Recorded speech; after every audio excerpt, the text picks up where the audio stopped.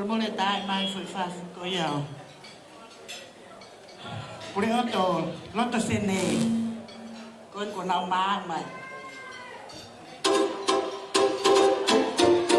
Ko iau.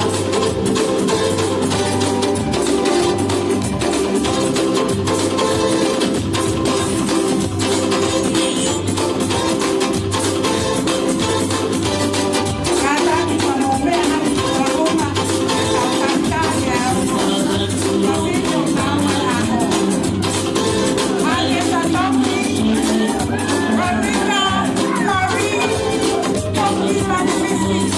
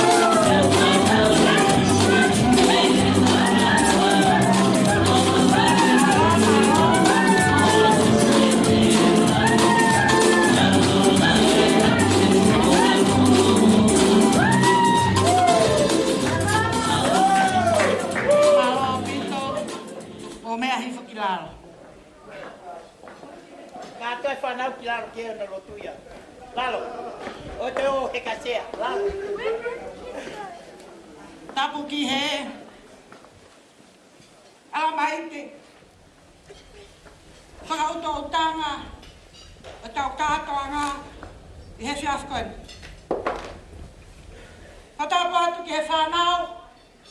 Moi makapuna o kāra.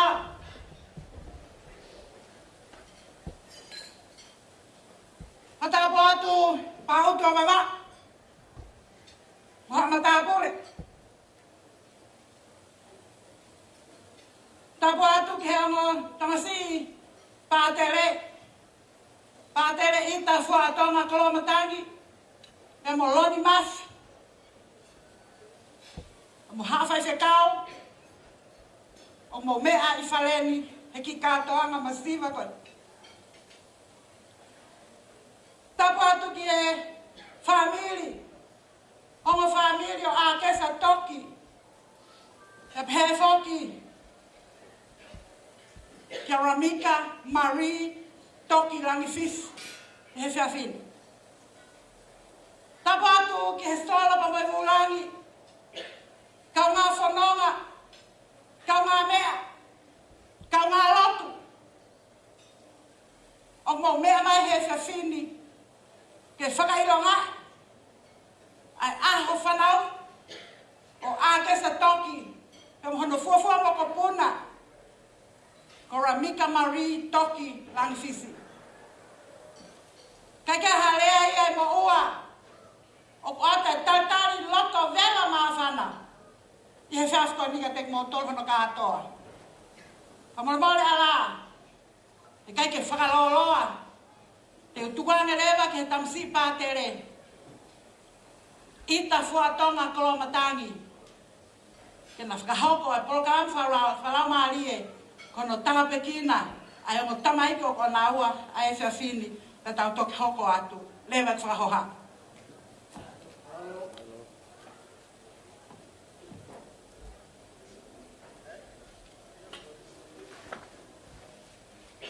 And to our friends who do not understand Tongans, we begin the rite with the blessing of these two beautiful young ladies, so to say. Akesa on her 65th birthday and Rmika, Maree, Toki, Langifisi on her 21st birthday. We begin with the rite of blessing. Thank you for making yourselves available to come and to be with this beloved mother and the granddaughter on their birthdays tonight. Ke tau lotu ie huawhau e tamai, pe moe alo, pe moe lau Maree mahanioni. Tau tō kua whamalo ke o tua, ahe kone o whai makehe ki tau tolu, pe mo whakamonu ia e tau mo ui he fia, i he ahoni, pe moe aho kotobe o e tau mo ui. I he tau kotobe ku tau kātonga ai ho tau aho whaere i, pe ku tau whakalalo toa ia mea ofa fungani ai o tua ke te ki tau tolu ko e mo ui. I he ahoni, o tau whakamalo ai ki he whamiri o Akesa Toki, ho sia hano ta wono fulumani ma i he ahoni. Rmika, Maree, Toki, Langifisi, ho sia hano ta wono fulumani taha i he ahoni.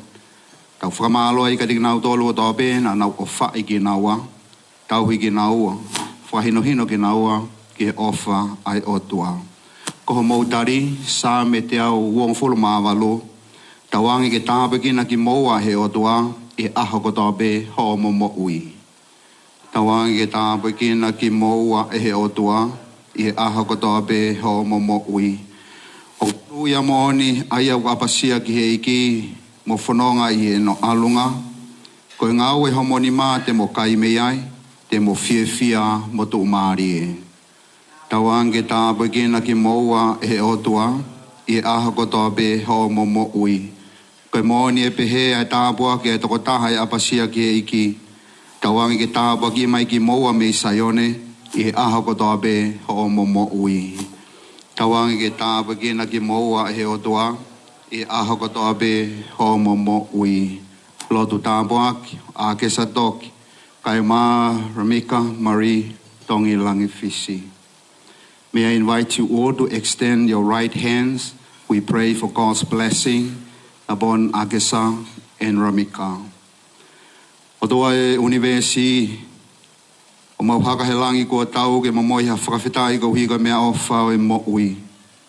Whanonga e mau loto, ma Akesa Toki, Rmika, Maree, Toki, Langifisi. Ai ning mau whaikātoa ngā iai, ai hoko sia no ta uono ngo fulumani ma, kai ma Rmika no ta uono fulumani taha. Mau kau whatahai pe moe whamiri, ka inga pe moe maheni. Hi whotāpo ki ka tiki naua, i o a whio mau pe i hea mo ui. Whakamalu mau ai pe ki naua a ki ho o whā. Whatoange whakamono ia a ena mo ui a ki hangahi aho peheni i he kahaona, pe kena whakahau i fuai pe ki he a whiona. Whaitāpo ki nange makehe, aho naunga whamiri, kai maasi ka inga, moe maheni ko toape mau whatahataha mai whiawhikoini. O ko whanga te mau kore ia Jesu Christo ko alo ka ko mau eiki. Tawangi tāpe kina ki moua he eiki mone tauhi. Tawangi malama mai hono fufonga o wha ke tiki moua. Tawangi ke mo tauhi ai be ki he otua i he merino pe moe ofa kuta ingata. Mau kore no hufanga ia Jesu Christo ko alo ka ko mau eiki. May I invite Father Lonnie with the holy water to remind you both on the day of your baptism, you became children of God.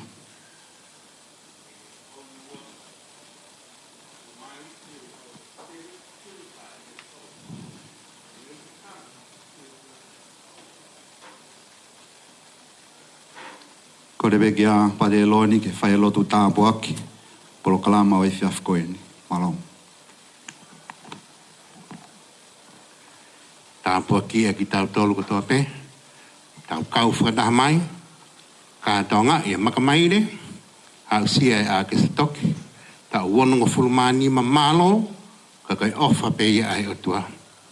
Pehe ki Rmika Maree Toki Langifisi. Au sia tau ua fulmataha ai ofa ai otua. Ki tau lotu. Taha tolu tampu. Ko tui mafi o he wani mo mamani. O mau punou ni iho ao o hu mo whakawhitai ki he awhiona. O ku ke awhio pe mei loto te tau. E tuku mua tamai ki hake atu. E whakahe matitu ani. Me he lou ngutu urini. Ko ki mau tolu ko e vai pe. Ka kai hinga ngofua. Ko mau ngahi vai. O ku i kai kene māku pusi. Ai ofa whai mesi ai awhiona. A whio mai ka tiki mau tolu ko mea vai pe. Pang mau kore ai e lau Maree o e a whiona. Ai lau Maree koi o e mooni mo e poto. Nei haere fo i aho e Pentekosi. Whaai ho mau loto. Ke mau ofa ki a whiona. He aho katoa pe ho e mau moui. Tupangi e mau whakakau. Ke loloto anga e maurika ki he a whiona. I he aha katoa pe o e mau moe. Ki tāpua ki mai, e whae whita koen, hau sia, tā wonongo fulmani malo, ka koe tataki pe i e lau Maree o e a whiona. Pe ke au sia whoki, e Rmika Maree Toki, ha aho fia e ne moui, mo whakawhetai. He ngahi lelei katoa pe o kuni inasi ai, he taku e ufulmataha malo, ka koe ofa pe i ai a whiona. Tāpua ke mai ka tiki mau tolo hono katoa, ku mau kau whakataha. Ke mau kau ngā whakamooni. Ki he whia o tumo ngā. He pangai o e whakananiwi. Ka koe whia i he lotu. Tāpua ke mai ka tiki mau tolo hono katoa, i he huafa o e tamai, mo e alo, mo e lau Maree mā oni. Amen.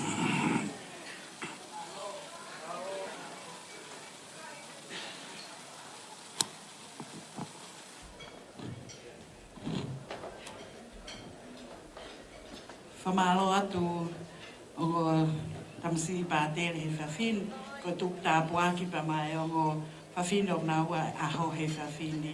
Whamalo atu. Kore atu taupolkama ko hoko, e tāle wa kawhasi, ka e teo mai e keke ko ia uruaki. No. Titi tatu e whanau i tau au. Mo iu i whahu mo mea. Whanofnofo a tau au. Koia, ta koe. Koe whanofo. Koia. E suri, ka taki ki o mea ana, koe whahu ia o... That's my day. Koe whahu ia o Rmika.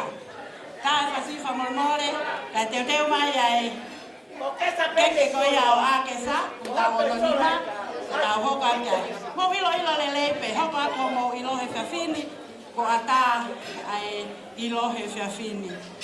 Ai ko teo mai pēne keke ulu aki. Suri ka taki mai, koe whahu ere o Rmika.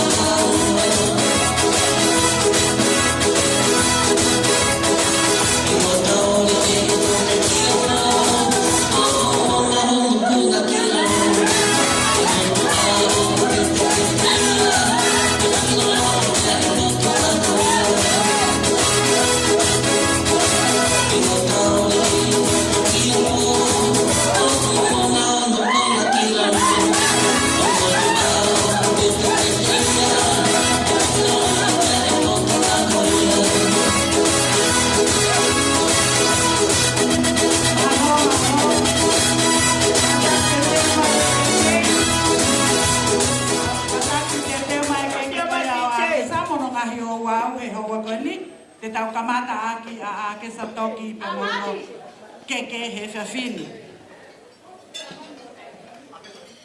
Malo, malo. Au sai ka mai ka whina ke upue puke. Oh.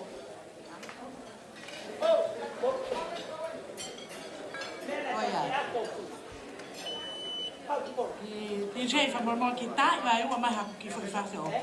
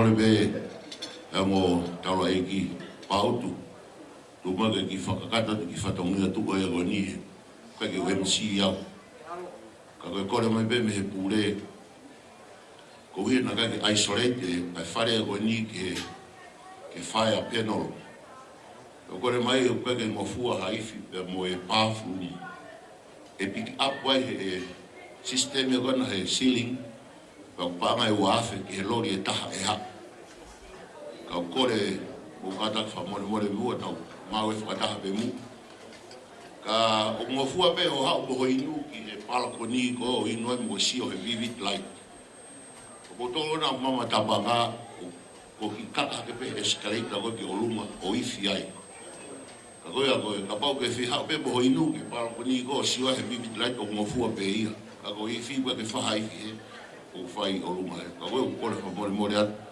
na o sia se o birthday whatau me ke tau kau whakataha o whata mou tōru koto. Aro.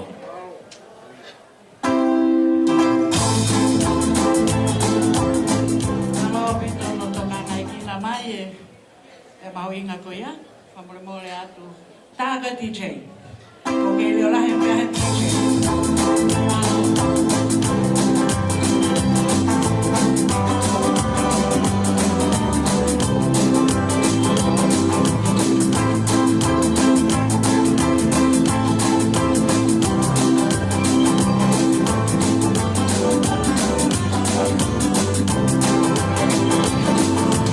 Oh,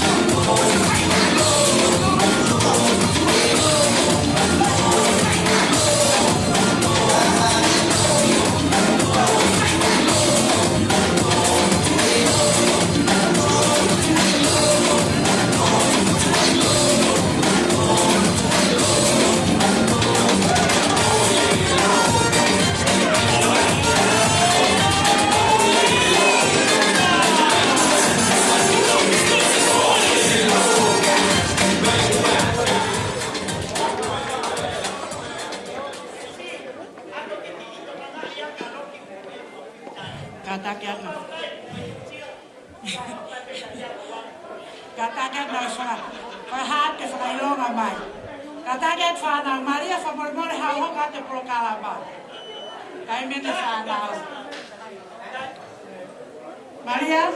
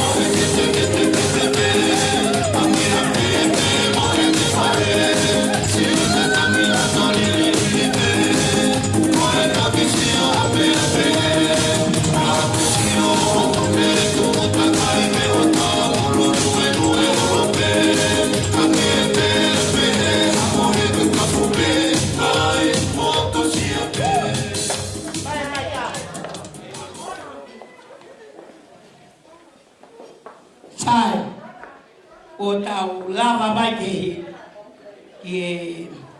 pati wa ka ko o mai ka ui ke ia a whanga whae toko lahi koni ko ka e whanite ko e hapua ko ngalo pepa toko pe ko kukoloa na o ngahi ka ke ui loia ka kua tahanima sai o e ofi mai e ai e tau ataho Rmika Maree Toki Langifisi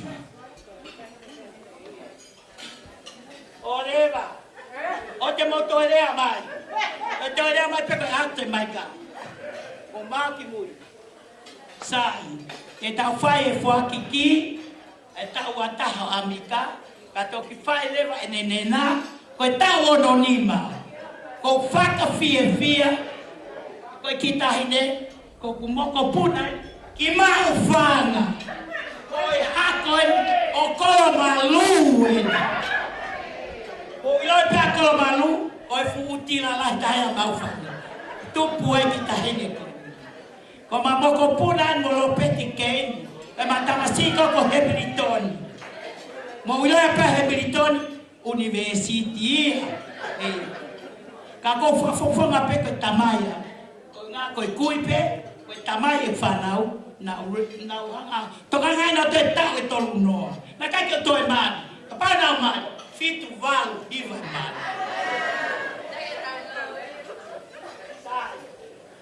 dita ม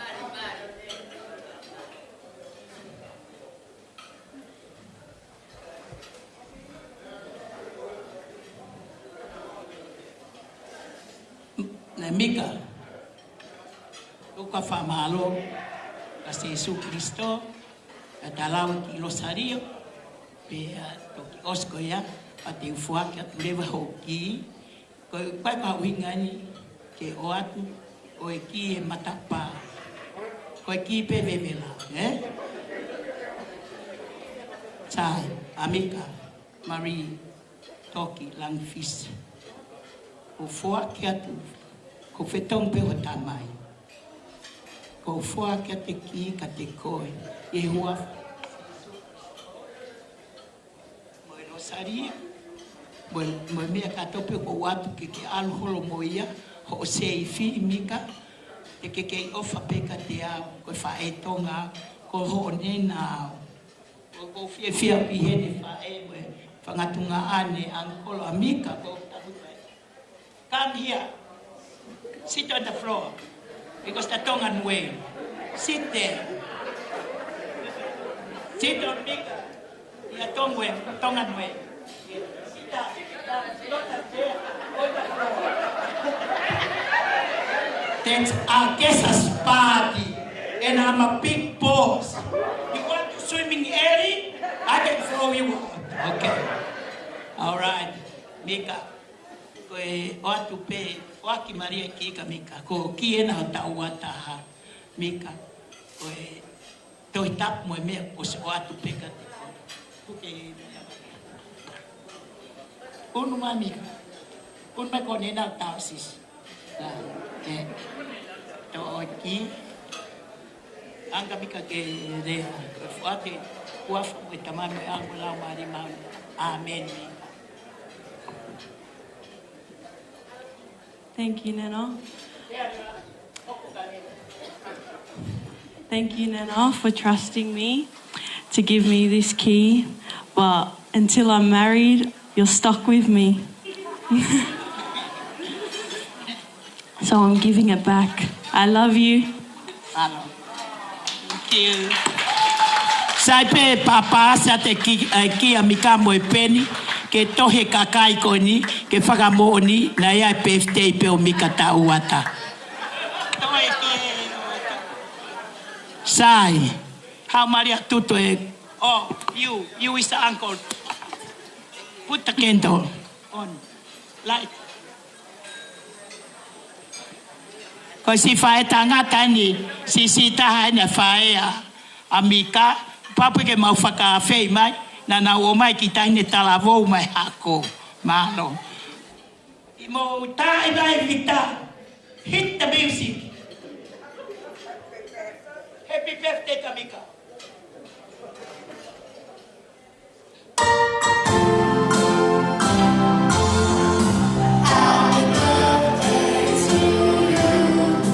Happy birthday to you. Happy birthday, Rmika. Happy birthday to you. Happy birthday to you. Happy birthday to you. Happy birthday, dear Rmika. Happy birthday to you. Hippie, hippie, hooray! Hippie, hippie, hooray! Hippie, hippie, hooray! One, one. Don't feel it. Cut down. Straight.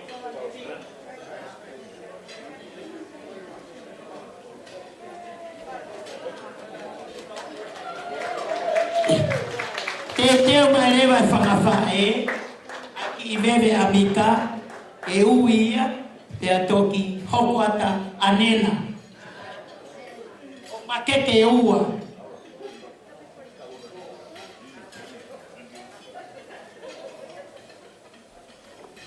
Can you take me a photo? Because I pay you.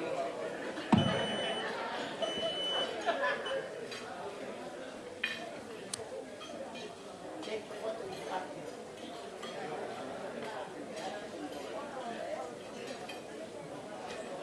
Oh, sorry.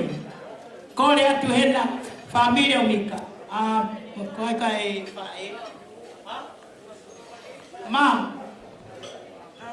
Sorry, can I ask Mika's family and anyone that wants to take photos with Mika, the Langifisi side, I asked the DJ, can you please play some music while we take photo? I also asked please Paula to come take a photo with Mika.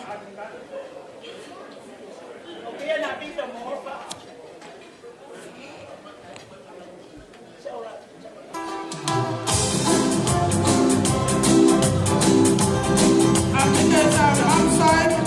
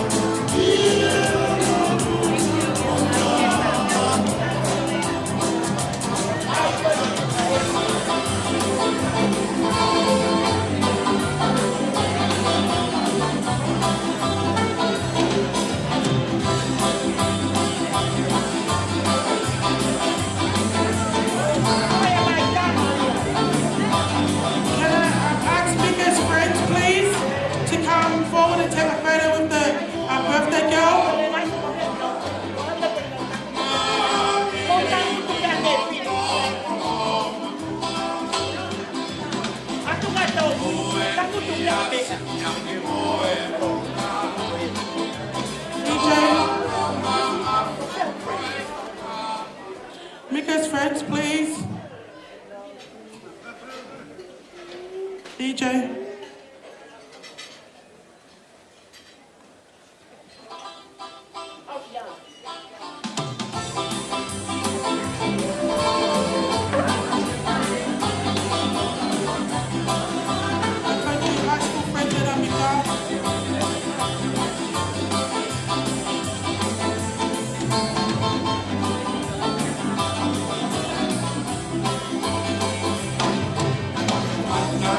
Make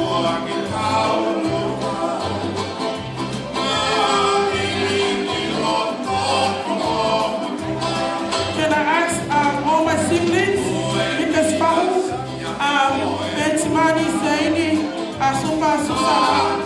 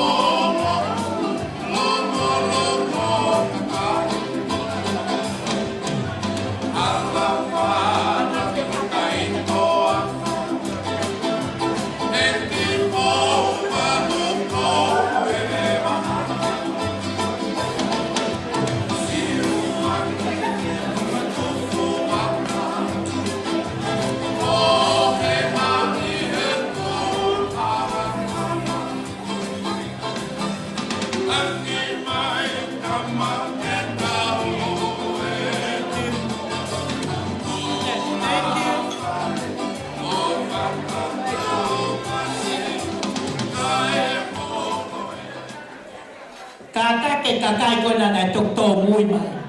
Mo fila pu pehte pin ko stotong trato parin. Ko nga pe mo tomo. Ko sto ki ko ai me matapa. Tangu tu pe ko ne fonu pe se ko ni. Na hela ia no toto. O da ma firi ho. Mo le itle. Anat ke ma be kai ke kakai ko ni. Pe ito ko stotong.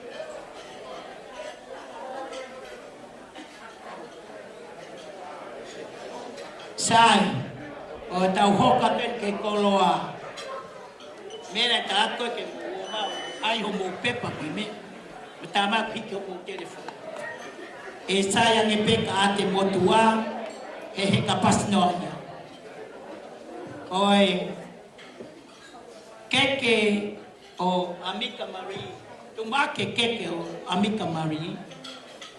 Oku iai ene Teu, tuanga teu me api, hono mono. Hoko ki ai, ene whaka molu, e limusima. Pan.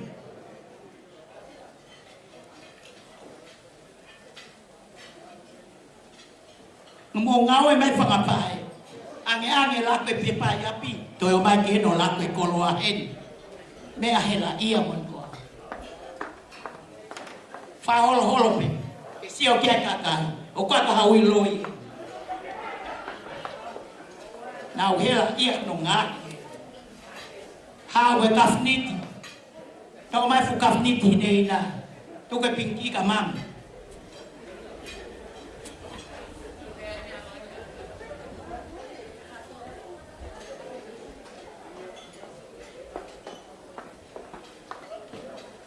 kiri be ngamon mono sa to mai tangutu anga mika ko e fala fihua noa au fi ake toka ua noa mo whanongo mai no pai wala fai a hoi wait no mo whanongo tu poko ko e whaemi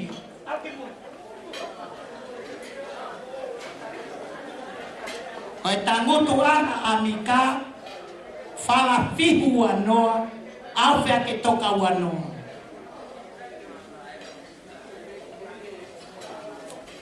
Koia. Hala. Tani maina. Tomai wanoa. Kau ilo kato e kulati he ko holo he kuohana. Kami patere maloya ke osia to eleva. Ngana ha tsunami. Ta hita music.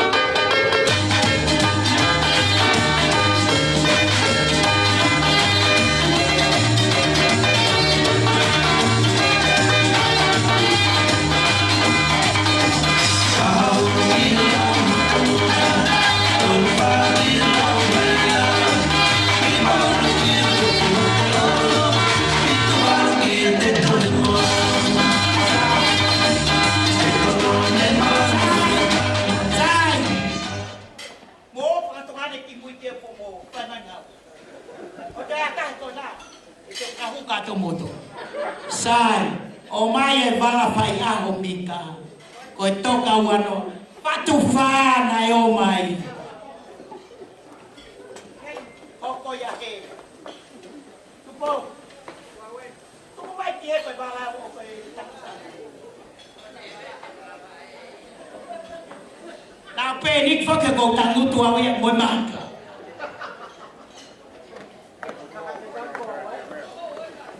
Koe mea na tātu pō ke o mai ki api. Sai. Koe whonga mai wala whai aho mika. Koe ngatu toka ua noa, koe whatu wha. Whe whatu wha. Ko oki mui.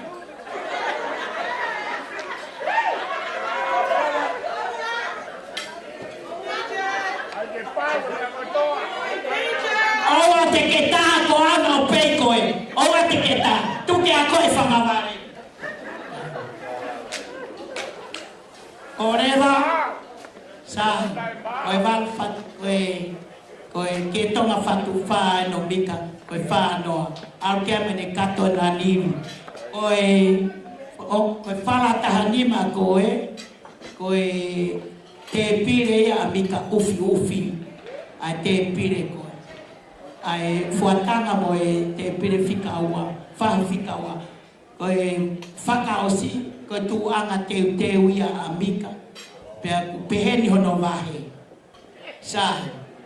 Koe whaki pe masuri. Koe tuwhe whine ia. O Hemilitoni. Na tamai pe mo whaenga Akesa. Na pehe ono ai. To'o. Ai whakamok ai mea koni.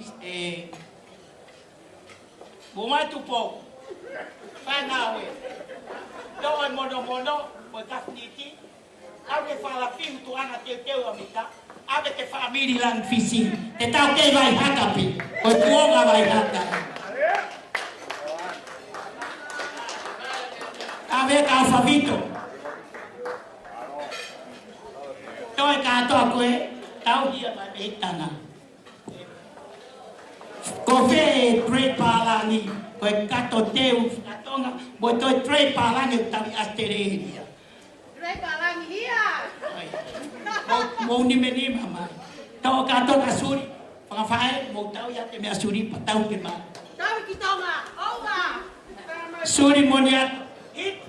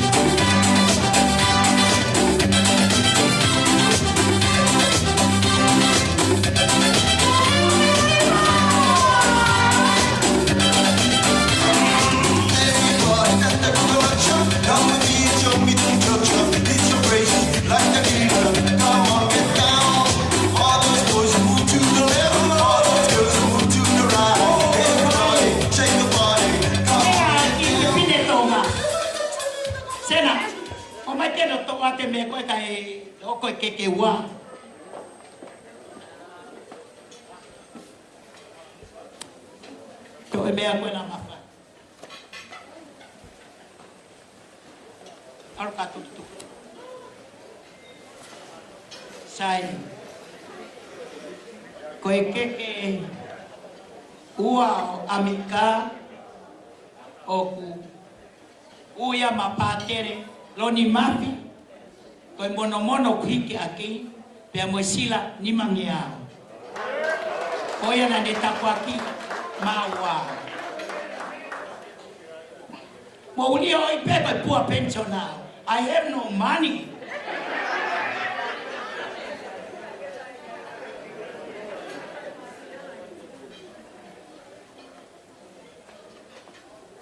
Alkihe, keke apate. Tahitana tato tongko.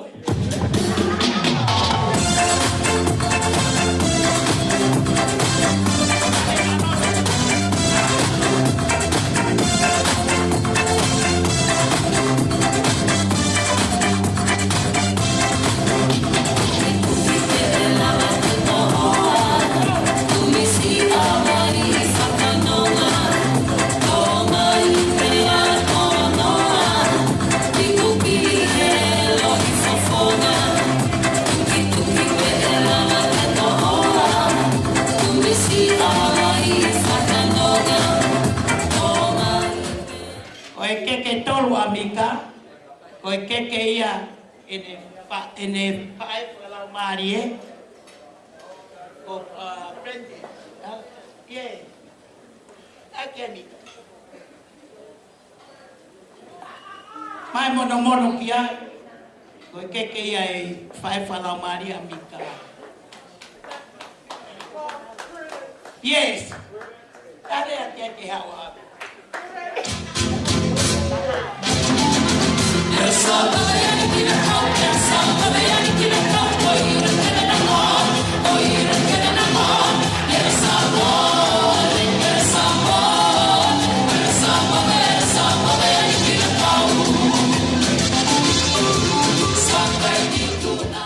Koe keke tolu, koe keke ia e tamai whakalau Maree a Rmika o Makisi Langifisi. Toko wea tōni. O vita mo lopeti, koe ongo prat. O whaki pe eau, whina, hao toa te keke koe ni. Keka Makisi. Tupou? Ta!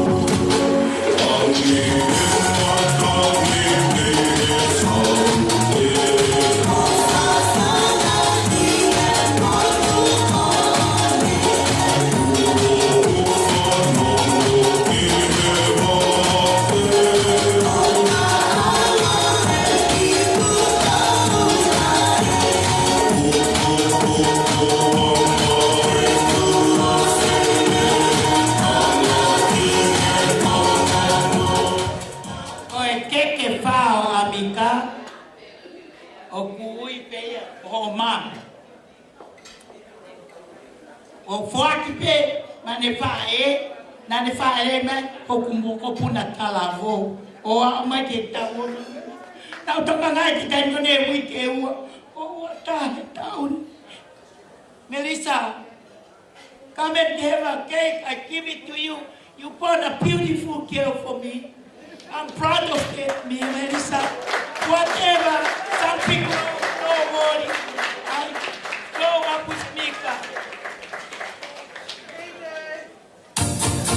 Você vai levar ele, amiga.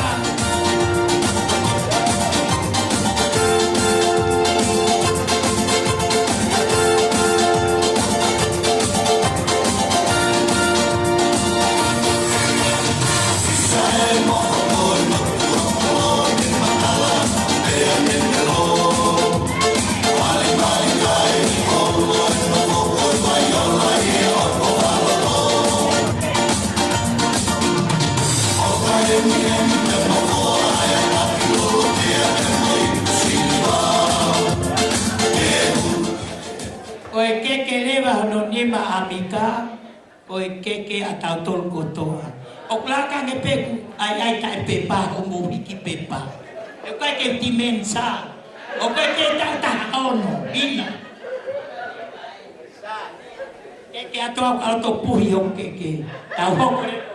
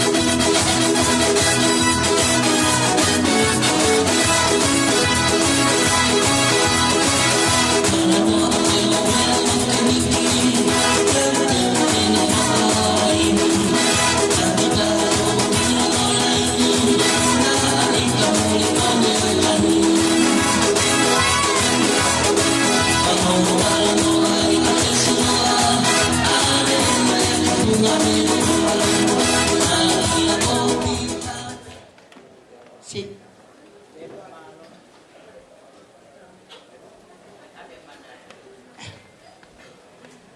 Sai. Koi ya main ke. Ai ke puhi. Ta happy birthday ye.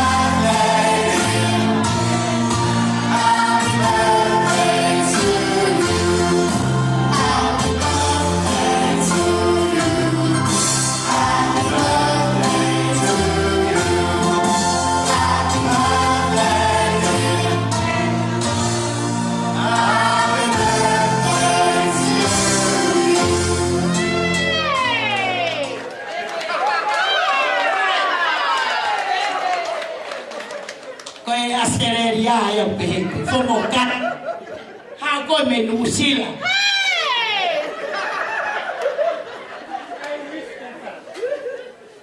Wispeke mau hamari.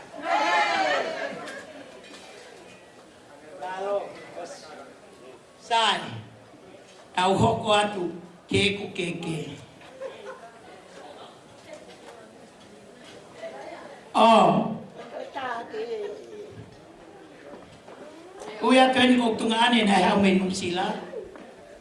Mo mau ke tau ta fa na. Kalati ke taloa mo whangatungane ke sa no sila mai menusila. Tala na wingoa. Ke mo sil au mo ta. No mai ta mai. Kataki amani. Take tu ke kona ka regila vai. Nisi. Finish Toki. DJ please. Tama fasi. Vai fazer Akesa Toki. Na espao. Para babona vai tagata Akesa. Me Angelica Toki. Sempre adeu.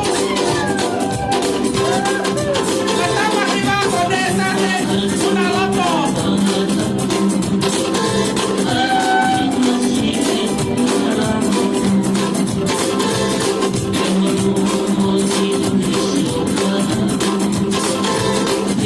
Vamos tomar que Akesa pela retaca saia. Vamos Akesa. Vamos. Ele tá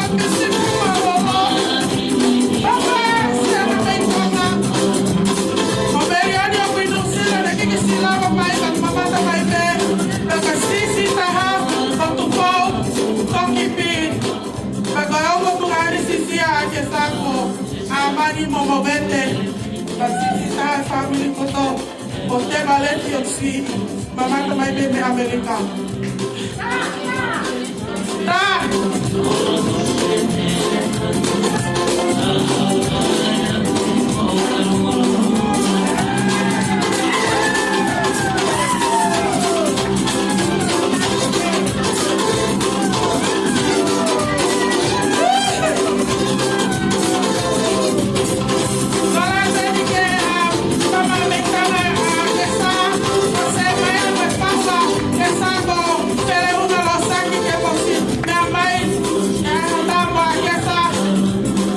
Paula,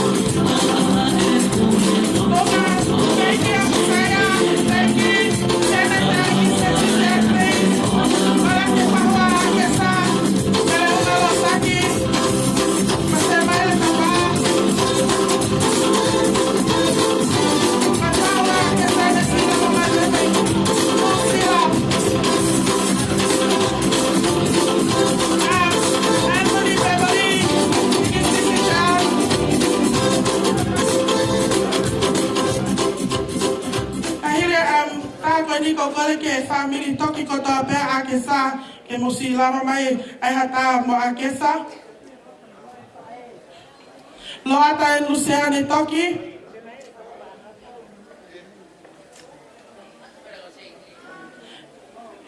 DJ, please.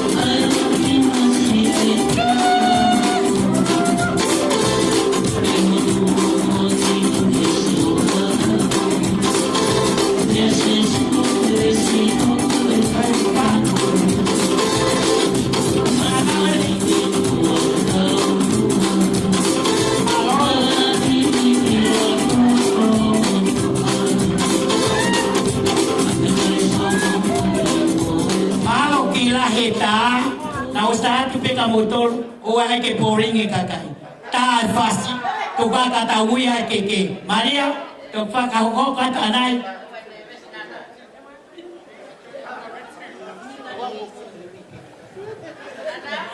kata ki be kai a honi na mau teu e fa nau e fa ka fifia e a ho mo fa e mo me I say unganga mo fa e. But today is the kids, and we're running it because our mom is our queen, and we know mom knows everyone. And if it was her Latu, Oscar Tosin and Pagafe, Pakakai Gonia Honi, Pakakai Mahoinga Kiai, Mahoinga Kamatolfa now, the Coca Becky, Tukani,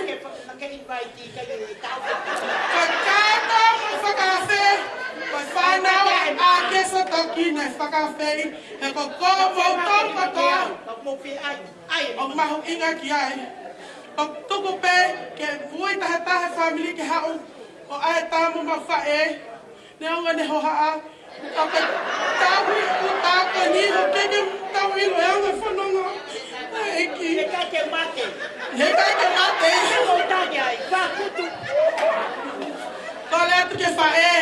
Family Fire Akesa, Paula, Neely, Kasanita, please DJ. And all Akesa's mom's side, give them how the birthday. Don't worry, we have plenty of time to party. We have plenty of time to disco, drink, bars, open bar, whatever. Just as long as you're happy and joy, and we have memories of our mom's birthday. Don't worry about our mom. Latu classmate Akesa.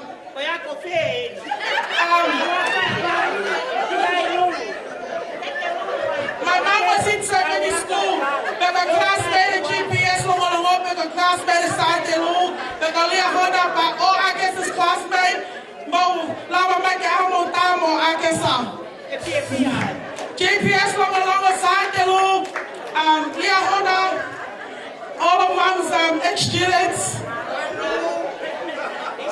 all the schools in Tonga.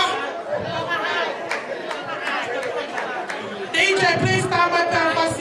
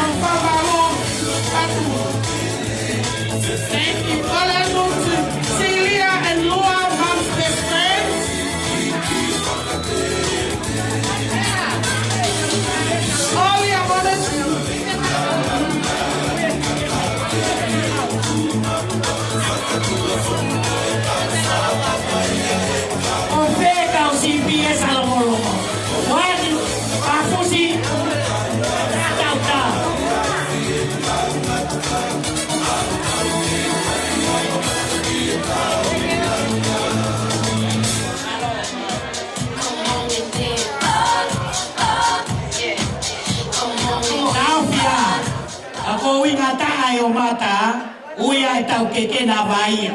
Sai. Oi keke ulu aki. O Akesa, o ku hiki akia, o lewa hina, o lewa ke mano mea me ie, tari peka o wheka whakapae ke na oma, o tuku mai kolo aki loto. E kai o mai hen, o kai si o lau, o ku o mai, tala noa na ka kia kolo. Ai ke kolo, ko whewhine kolo a mama.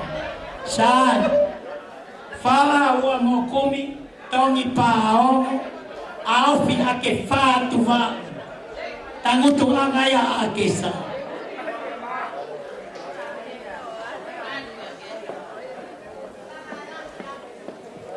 Ka pau o whetongi, kofsi kuine hiwa, e haa mea tae aha koloa, hokwane.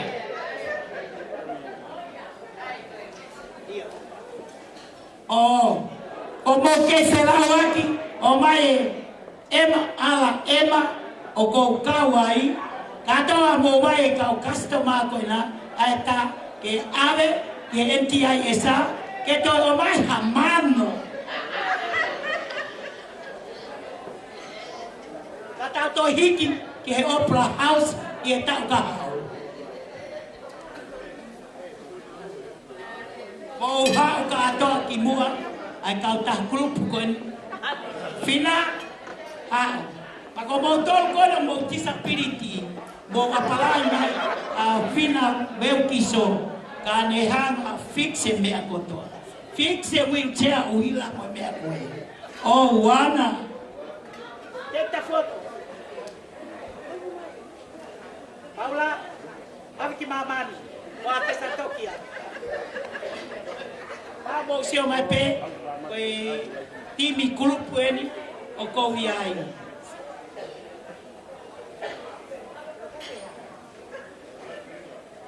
sai hola como mau fomo mau kiloto ave que ai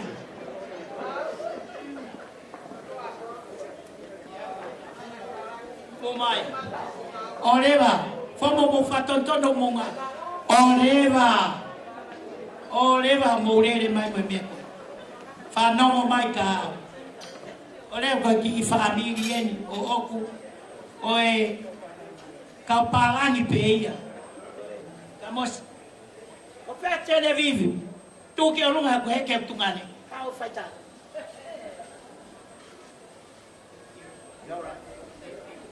sai o si uia te kamuto anga sai o kuvala fai aho o toka uanoa mo fatu fa mo fanong dia fiu fat fa ha me toka uanoa mo fat fa kilo family matahu mono ko peta tala mo family ko takala tunga o pe ha tu po ko ngawe fola he matai Mea na kau mea na tuk whātaman mi market. Pena e kore ke kau ngā api. Kau toki whoki ato totong. Unu ki mui. Mo whakatau kau mo ngāwe. Ai ke mahino na mo peri api ena. Oi. Unu ki mui finisi. Kau tamai en o finisi. Kau kusi. Tata ke tonu ke tokoloa te. Unu ki mui wengi e.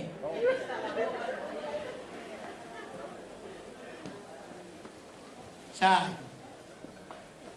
Koe ku tuanga ta alunga ka me ite. Ai ko wanga ngaf. Oi ta. Palo palema. Koe pala tahanima afia ke fuatanga toka ngofulu. Ha mo kato teu.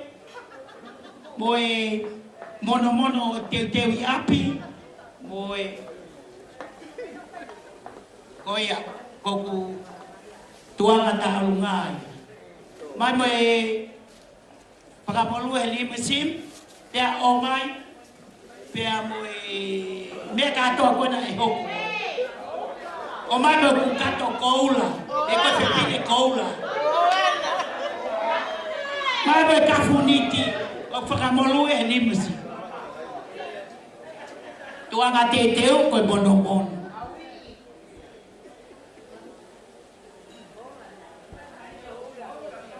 Mama cola, güey. Cagao cola. Koe, oia, alu kiloto. Koe koloa katoa koe ni. Oleva mono koia. Alu kitua. Tatare koe takaluma. Fela ko hame toma. Oku ke kei mata toma pe. Koke he o vare. Sai. Koe koloa katoa koe ni. O kai ke aku whaku. O tamai na toko tape, ka kuahi no tu whiwhine paeta. O ko whoaki pe au, ma where unga lo saki. Kone whae, ma Festive la tape, whafonga pe au, abe peki ai. Si mate ne whae, te ke au konona nima. Nai mate ia o tau, nima whiha. Ka kou, whalang pe kai ne whau koe ni. Koia, koe se chimoa, mo tokoni mai. Oia unga ke hau.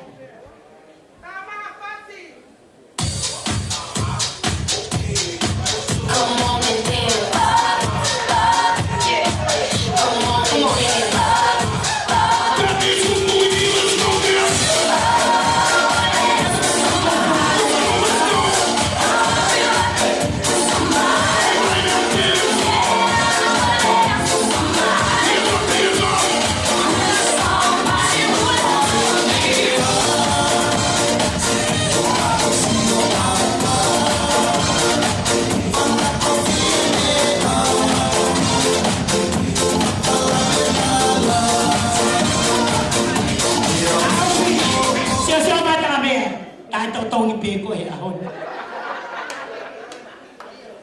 Tau kato atuena se maile mo wala ke mea ko na kai ata ka ho kato ke ke ua. Ere mo ha kilo to fetu ke mea ko na. O te moto eno. Ko folau ko ni ko foi to ko ta haua na o mai minu sila. Bana ha pe ka na wa lo moni. Mo pulu ata pe na sila.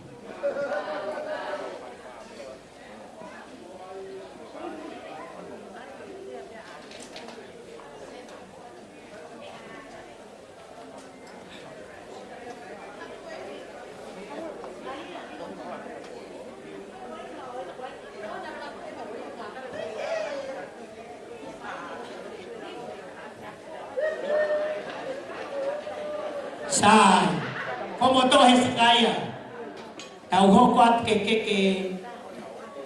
ua, koi ke ua Akesa, koi ke ya apatere ita, koi patere ya, koi fefine katolika, tau to lufitu wen. E ka ko me fefo kia ke mamonga ka kama ita ki mnofu pe. E una helea ko fine matua, o lava malu ya ita. E o ja ta ito ele ama katale katolika.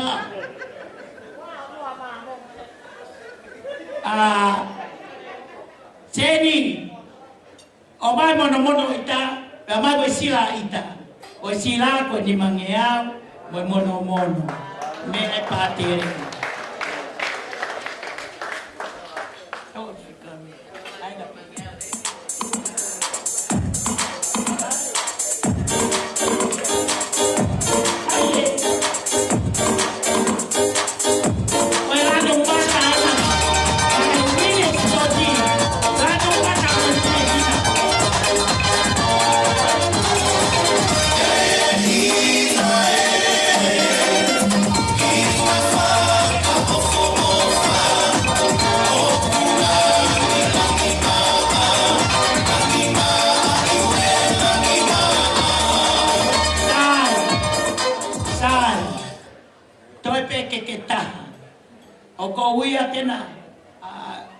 Kau kifangat, kau tunga ane, kau matok fetau lagi hen.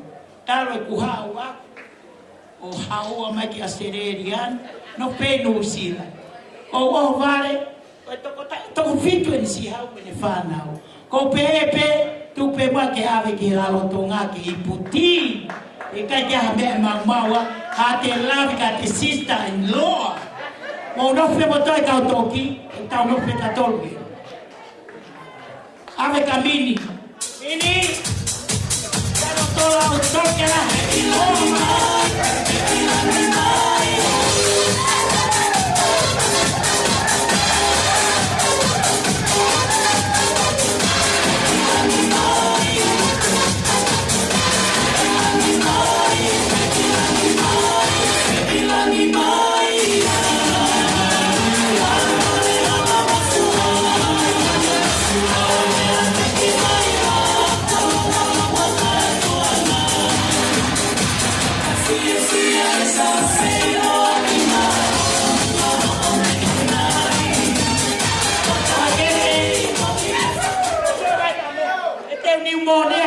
Que momo.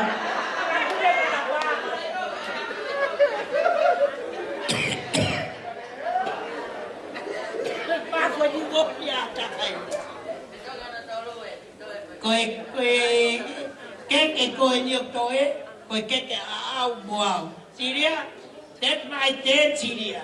Please relax.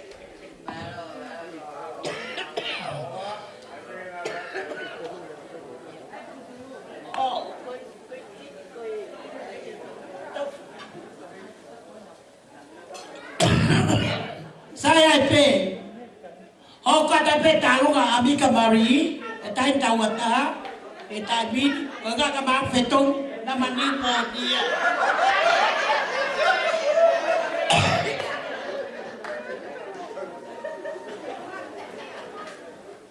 Maufana, boy, takut to ape, malu kolo, boy loto, ekoi hakoi na faida kamoto. DJ kata kita maha fasih.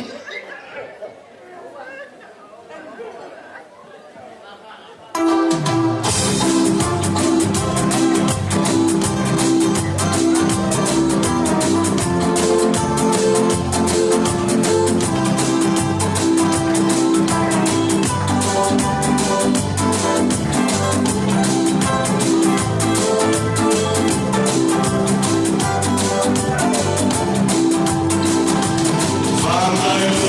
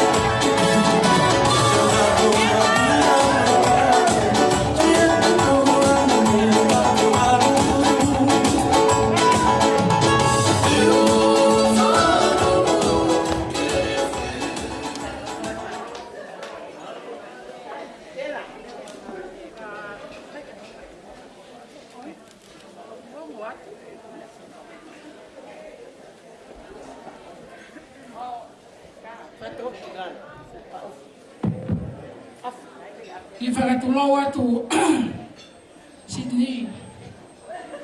Kai atawa ki whini motu atuani ke whakahau kote ki whatongia koe ni. Koe i whini motu a koe ni ko se maere tapa. Koe lere mai me nusila. Ki e birthday moko puna. E whae tangata. Mono o whine a Akesa Toki. Koe uhinga e kulea, koe whakamalo lo tonga e whae koe. Sydney, o whae mau peke o atua ki i ongongu. Koe whakalangi wani o whakahoko ke ki tamahe, haua koe ni. O ku hoko whe whaka Akesa koe whae mo tamai kene ki family. Pa koe ku ongoi, koe ui tau e. He ako ne ki nao e o ngongole rei. He kai te ke lama koe tau ha me ha ui tau. Akesa. O ku mau inu le rei pe. Ko koe pe a ku ke aruanga. Whakahau koe whatau ia mga whae. He mau whana. Ke o se mahi noi pe. Mole he whae ko home hek tangai. Akesa, kore whamole mole atu. Hei kai pa hei kai, e angata he ahoni, nang e o si lope kesa. Ko kui he ni, ko au yang foi plons pe, o ki tama mafo. Akesa whakamore more, ka inga. Ko ui tau eni, pe a hei kai. Tamai hei tama, e anga whewhege tau mai si toa. Ko lo Akesa, ko ui tau.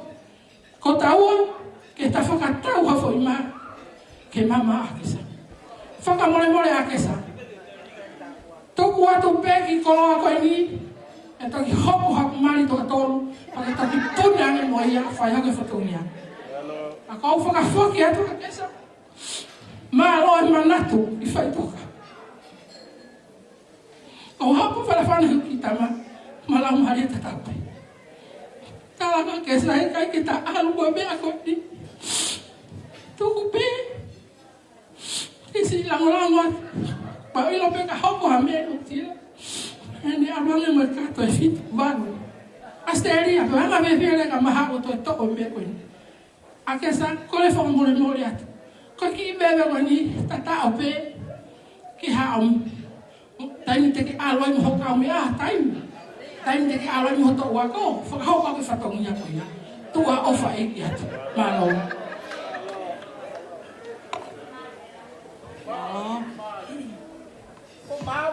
Kamalo at ke whanau, kung gaga polo kalama o e whiawhini. Me pehe fo ke taine birthday, Akesa Toki. Ko e mau polo kalama fo ka liliu tu o whamano en. Pea ko mau e nā pe, ko ia pe kune whaine polo kalama. Whamalo atu taine birthday, Akesa Toki. Ko ngā ko to e whatongia, ma mo e whanau. I e whiawhini, ma ko me ate o ko pātere. Oh iya. O tanga tau tartar ko ya ki he whameite ai. Moko puna ku whamalo ka te motoro no katoa. Ko ngā ko mō lawa pa he whiawhini. Pe whoki he o mō whahu. He whiawhini. Pe whoki ki whae ko ni. Ko e loto tō mo loto maulalo. Kene te whawhoki mai pe. Sai pe ko whahu me pe ke makumikumi a kia e mapo a Akesa. Ai ki koloa koe ni. Koe ai matana he mo e katoanga e kin he whiawhini. Tau tarpe, maka minite nima pe koe loto tahine birthday he whiawhini. E whawha me ite ma te tau tō. Mo tolko nā koe ke mō mea whiti motuan ko ki ngoa ko he hea hina whare tau. Lele mai me tau ngā wawa u whae ma me pangai motu me koloa matangi mo tū whio. O ku mau whamaro aka te moto. Ko e ki whin motua whai whatohian he pōni. Ka ia ha mea ke tokanga ki ai. Peka te motoron katoa. O ka pao ki ai ha mea mo tokanga ki ai. Peka ha maa whana he whiawhini. O mea maa whakahamai ke whin motuani ke tau hoko atu ki ai. Ko ia he whiawhini whamore more atu matanga. Ma peke katoa na e kini. Tātana pe moha fasta. Tai vai wai mai pe au.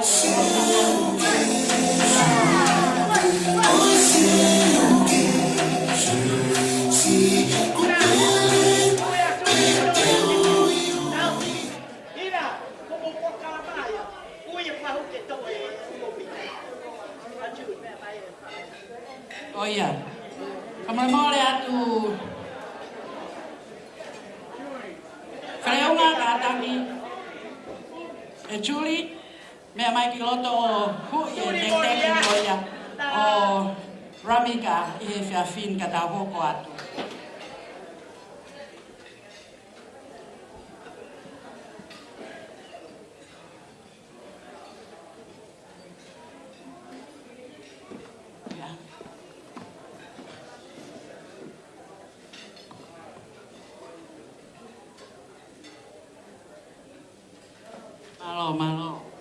Malo fahu.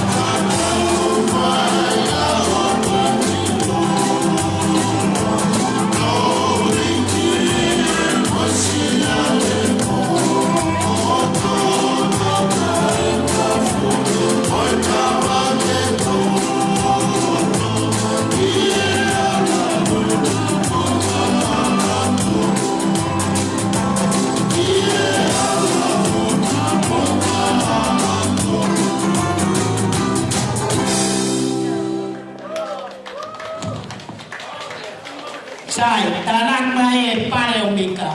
Mika, it's all the money for you spend tonight. I give for you.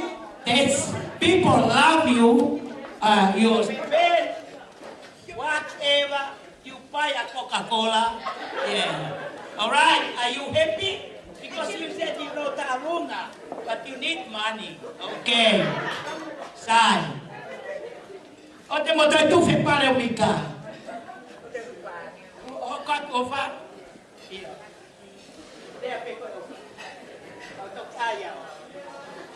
O vete na Wiponia.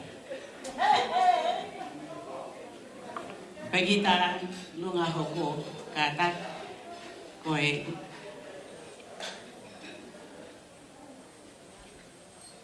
kumaki o fefine si tahani Langifisi kaya ma koe o me pa fie whakamalo ka Akesa no sitau hi a Rmika a koe pa o whapetahi he kaya whakafoloa o ka koe ni makitalu mape angala Akesa kuke pensoni tu Maree o matol ko pensoni o matol ko malo malo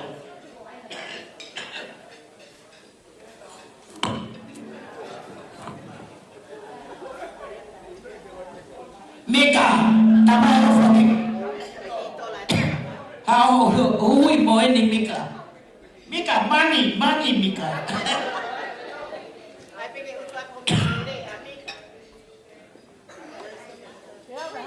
Saya feto.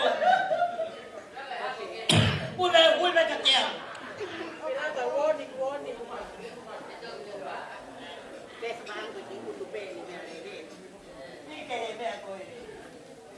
Ake wishing well when they toy alanga ba ai ba ya. Malo offer.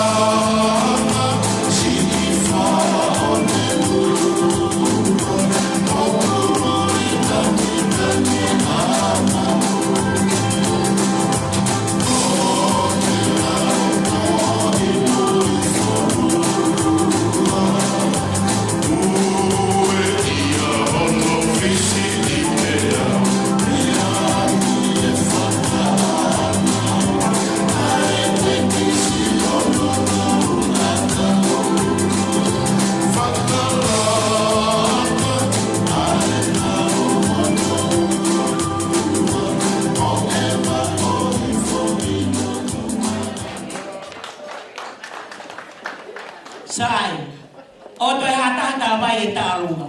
Kung no fon teu pneumonia. Tuku ke aye ku talunga kau alo fetong. Kau inga na ave aku fare ku pneumonia. Sai. Hawa, você anda, vou matar para ganhar mais. Porra, meu morta. Tu ficar tão bem que eu falo que eu preciso. Cai que faz não é por ia. Kita lakukan no memangka. Sai. Kau ia tuhen. I can sit on the floor. Aku kalala. My fear. Kolomatan. Ko my fear. Tamai mai ki kolomatan ni. Fahua Akesa. Ya kita kolomatan. My fear. Hina. Kolomatan ko to ay. Sede koawia. On the floor, be amai mo ni manoa, o te amai mo ni wanoa. Akola ka McDonald. Jenny, tell my friend to come sit on my left here at the front. Number 1. Fikawa. So atane tupo. Kontane. Okay.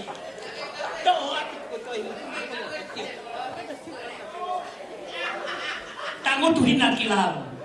Hina faretao sit on the floor. Tane sit my best here. My here. So atane tupo. Koi tunga anen o hina kawea. Fahua Akesa Toki. Iai. Mo maseo kalaniwa. Fahua Akesa Toki iai. Ake mo hilo au.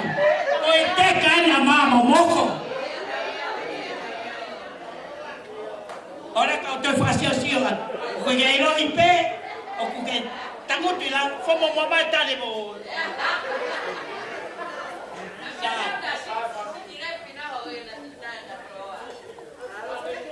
O mai e te tolong e atua foi hin. Kau kore ka sensi moa. Sensi moa. Ha ota e pase kalala. O ake e mea. Okay. Tako tamai sensi moa sai. Kau tala kata faren. O te toi tai tu hata o whakapare ia na whakawhi moto. Pea koe mea e taha. Ko au pe taha o ko ve e taha heni. Mo ve e ua kotoa. E kai te tae au mai pe ha mou ni manoa ka te au. Koe uhinga, koe pua pensona. Koe fuwhareni, nai kore i peka toki totongu. Taha ku whasi, a teke a fo.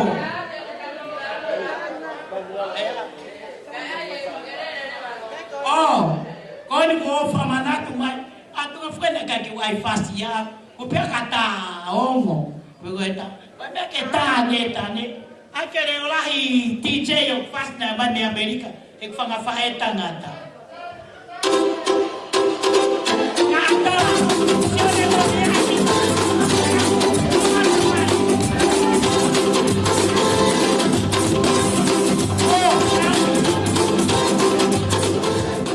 Ko ngalo te kia. Oreva. O tangu tirao.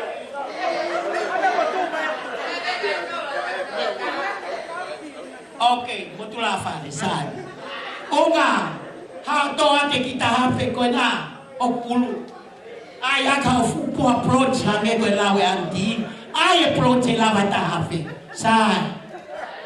Freuma. O koe kau tu me bui. Ko se ai tola te au. Ake mahino kuiayo. Ko mea halo pe koe ni. O kai tau pule angau. O te ma whawhe pati. Ai hako ukalala. Ko kui ko ai ta. Ko warning.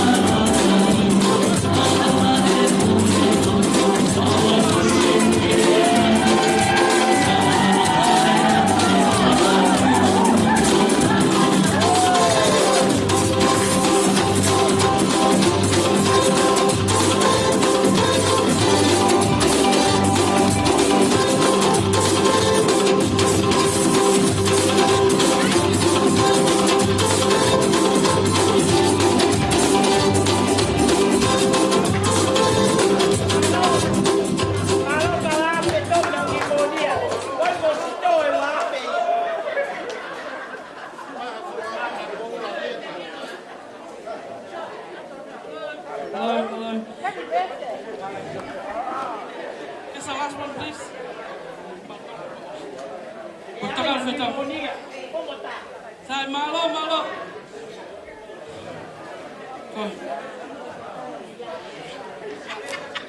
Sai mau tahine talunga ki Loto.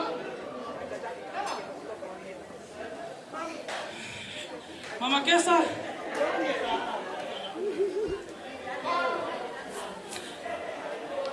Kelapa tapi mau kita alunga apa kita lalu fetong. Kau mau tahine talunga Akesa ki ame mau sihat pemenu sila. Kalau pek sisi kiwi kalau kau mau ke ame mau. Kiko ini kita halfway pulau lagi ngau mau tok foket next week.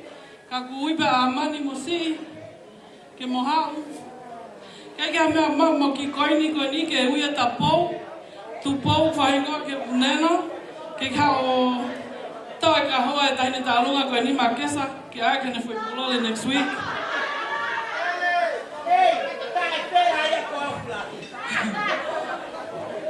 Paula, who we are?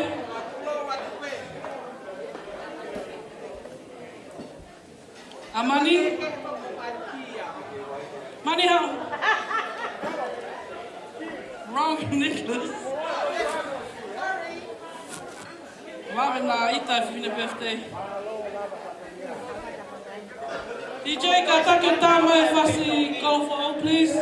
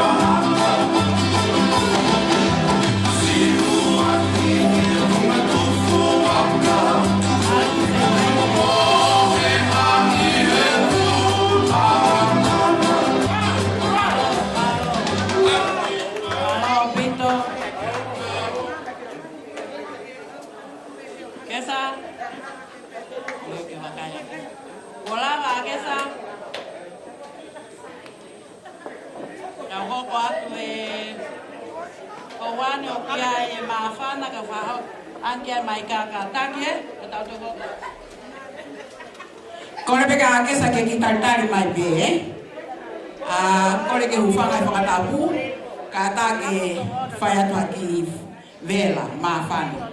Peko tui koe ospe mataru, ngako ospe unga soko stoi ai veni uia. Peko tamai Akesa ke te whimai ki toi hoko atu. Ko ke sa foki na to hume me ria hona o hom sa ante lu. Pea koe foi aho tau kakato, mahalo ko wiki beta na apsio ya Akesa o mau ako. Pea koe ne whatomu ya nge, o eke he whai ako, na te whete, nalo kumai foi mami whare magos tani mafi. Hanga whai ako e mo e hono tuhu o ai kono kona. Ta kona alu e turi hopo i haramuna. Kakai ke, Akesa, pega mea e te mau mau, O e ki tau luma pe eni, pa o wihen pe mo tau wako, wihen mo kau lapaha, wihen mo kau Moimoi, ko tau tai bien. Ko maurere mama tomi lapaha, kana e ai pe mo kesa lapaha. Ka ko hinga ko tui baba o pa mo ha ko o kala, fe ma ke ta mi fas baba. Ko ia i che ta mai, malo.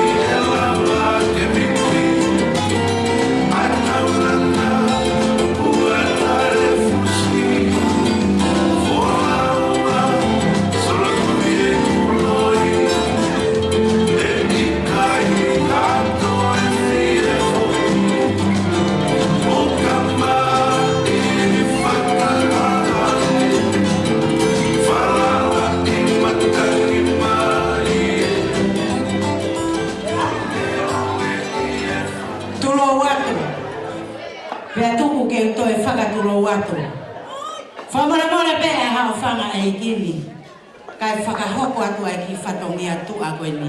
Taine Akesa, koe aho eni, oe maalari, oe pangai, oe fiefia. Koe ki whine motu a koe ni o whahoha a, ko hoku hingoa, ko lua mai lau. Pea koe ku, ki whakameite koe ni taine Akesa. Hange koe lea Akesa, warning, tuku pea Akesa eke whakahoko ate whakameite. Warning, warning, warning. Mo ira uhinga nai warning ya Akesa ki ate au, ko inga ko whakahoko tala noa. Pea ko kore atu ki hao whanga. Tuku ia he koe ko ha uhinga ia usai. Ko kore atu. Ko Akesa ka whakahoko haku katoanga. Pe whakawhei, pe kai ke whakawhei, e ke hau pe Akesa tawolunga. Koe ahoni, te whakameite atu Akesa, whakahoko ate ngai fo i haka koe na ke ako i mai. Pea ka pau, o ke ai hato no no ai whine motuani, pea mo Akesa. Koe no moro pe nia e mato o ngataro e matuku haki. Ma ke pe maua he pongpongi, matori kuanga he hoata, maturi hopo he po uhi. Tati je, o kate.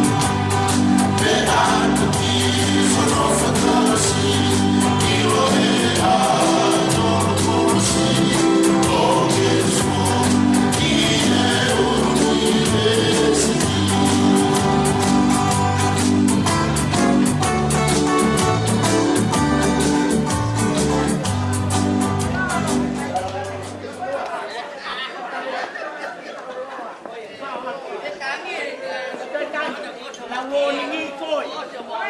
Malo, o se take. Stop. Ai ka ipia. Warning.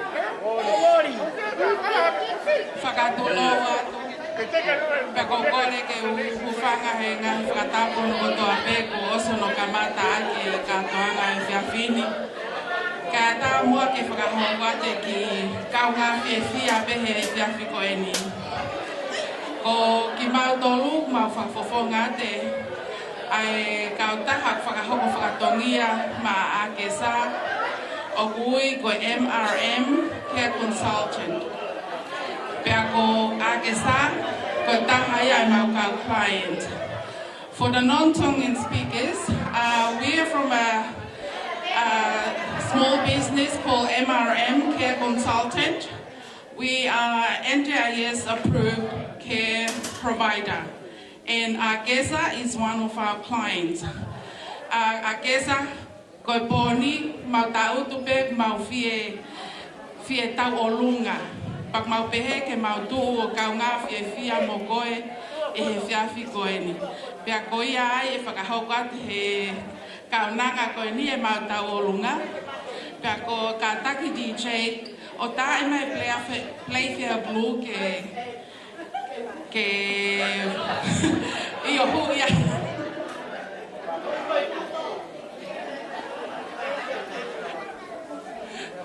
DJ play fia blue kaunanga.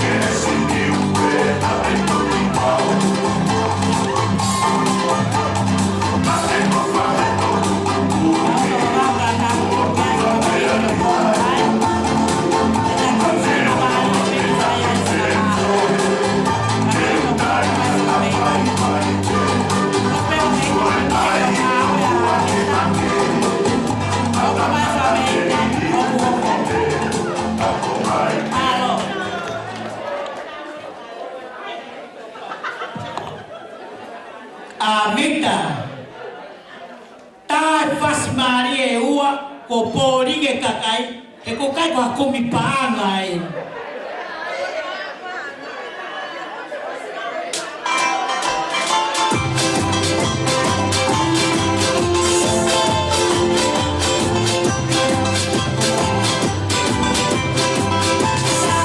It's like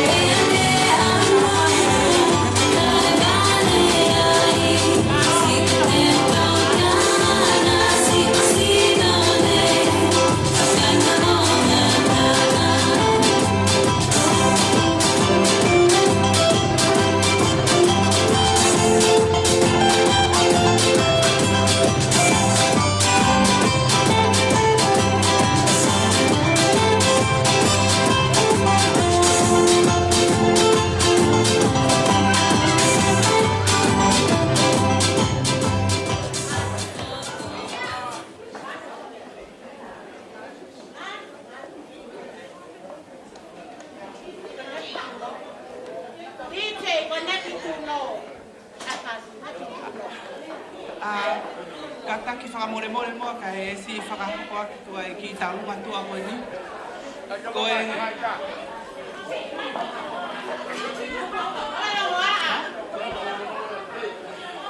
Koe talunga koe ni, o kai pia no uhinga maua se he mara e koe ni. Koe si taha mau ngai whae, o ku Maree mo te hina, o Akesa Toki ko merioni, kau kai ke si lava vai. Kau piheni ho ma hokua mo te hina, hana si lele ba whai whatoki a kena whae. Kou, kai ke hamea ma Akesa mo whanga mo opuna, mo whanga te hina. Ko ki veve pe, ma lere mai muia. Ka kou kore tono teki, whaki pe ia ma Akesa, hono pefte he ahakoni, malo apito. Malo pito. Pamole hana mai ke tamu ai. Ko falu eni o Akesa. Ai no me ate te pile. Ko lahi en ai. Ko lahi ko ne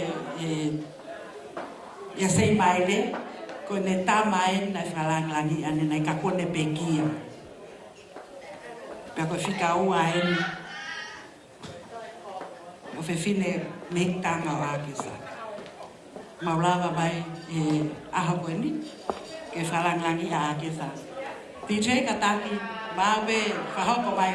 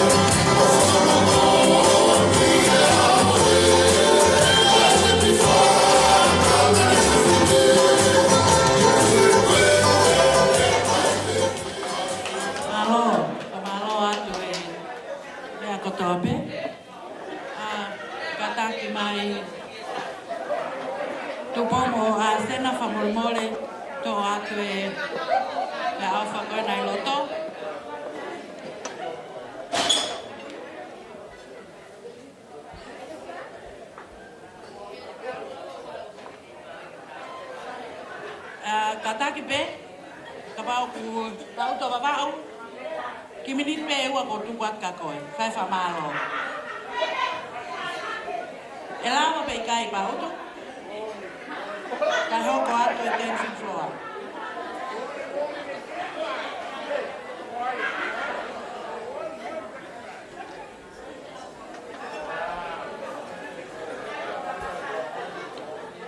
Ngingin. Tap Tapu mo tapa ya hau. Ta fetuliki foro motu. Lawa ke mo motu apuaka. Ko tu kwama ya tala tonga. Tata ya te au fai ki tua. Ka hufanga e tala manu e fonua mo lotu. Ka ke uta fiere au e ko koloka mai ku fiala.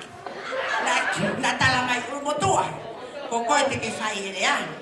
Ya ko osie ka to ngai ko me fa se kau. Ka kage ko lau te tu pe tala ngo fua ke MC.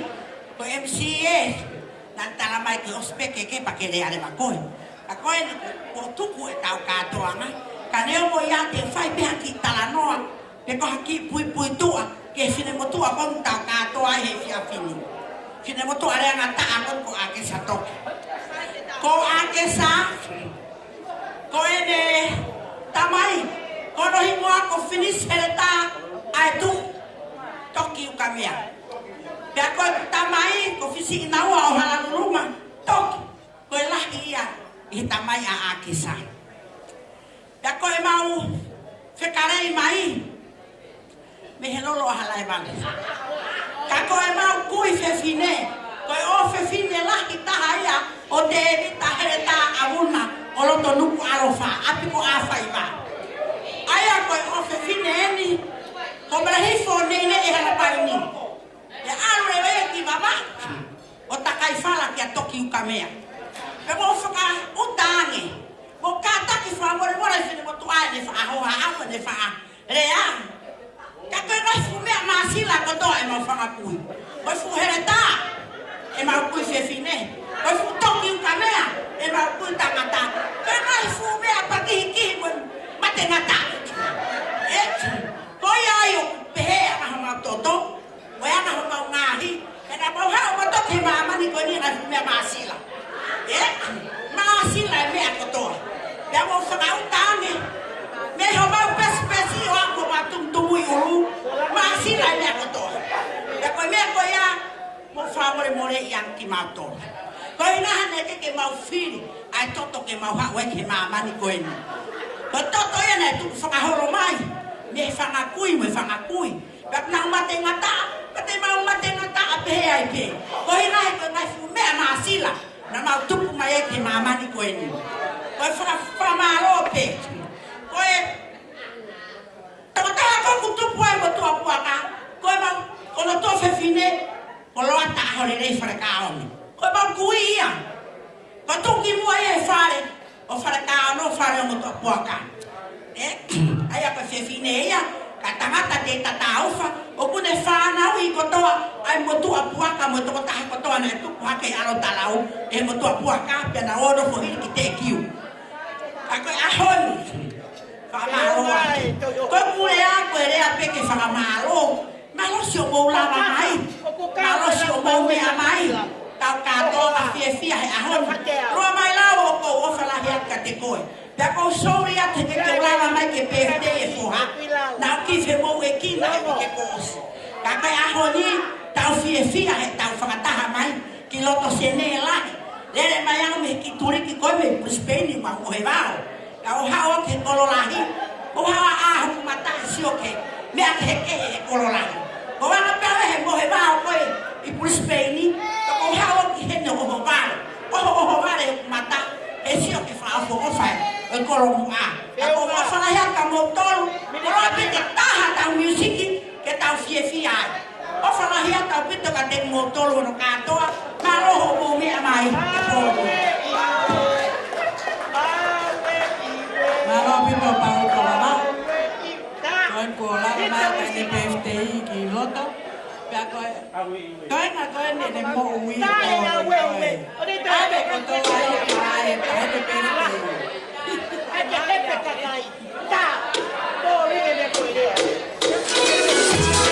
Maree,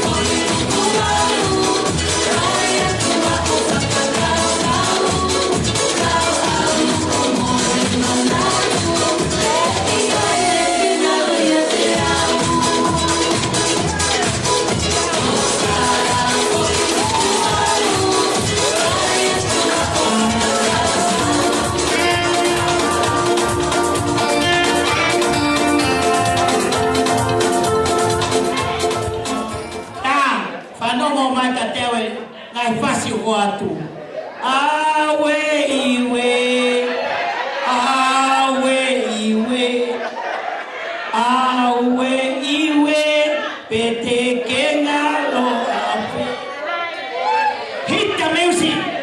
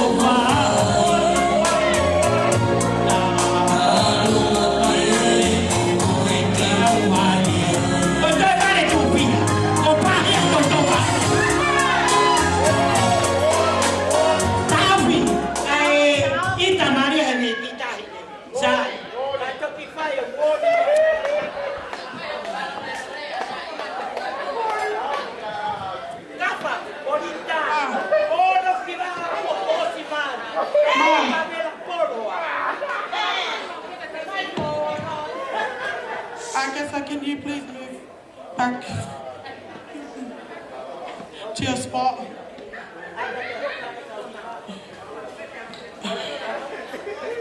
Ako kola ke hufanga te, hei whakatapu ko osi, hau whaki moani, ka ata moa moku, ke whae ki tālunga koe ni. Fulihi tolina.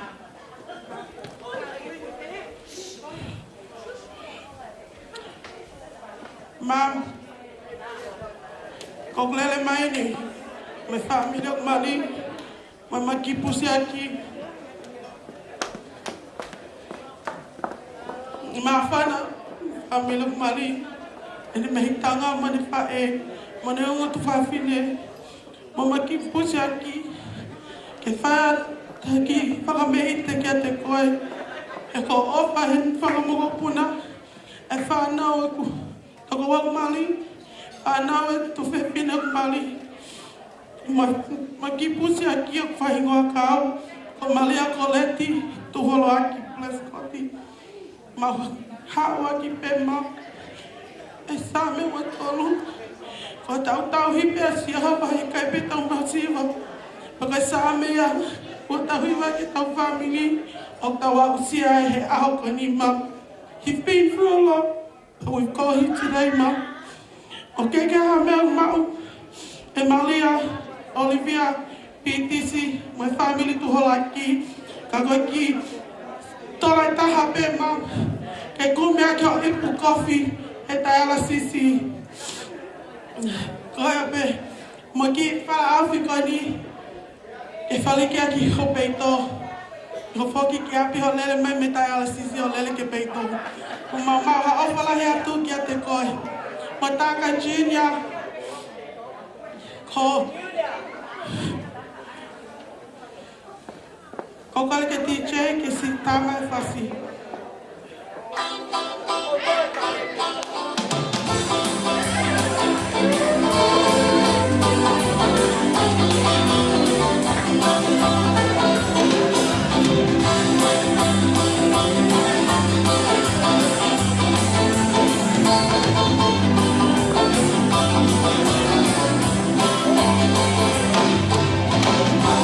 Angin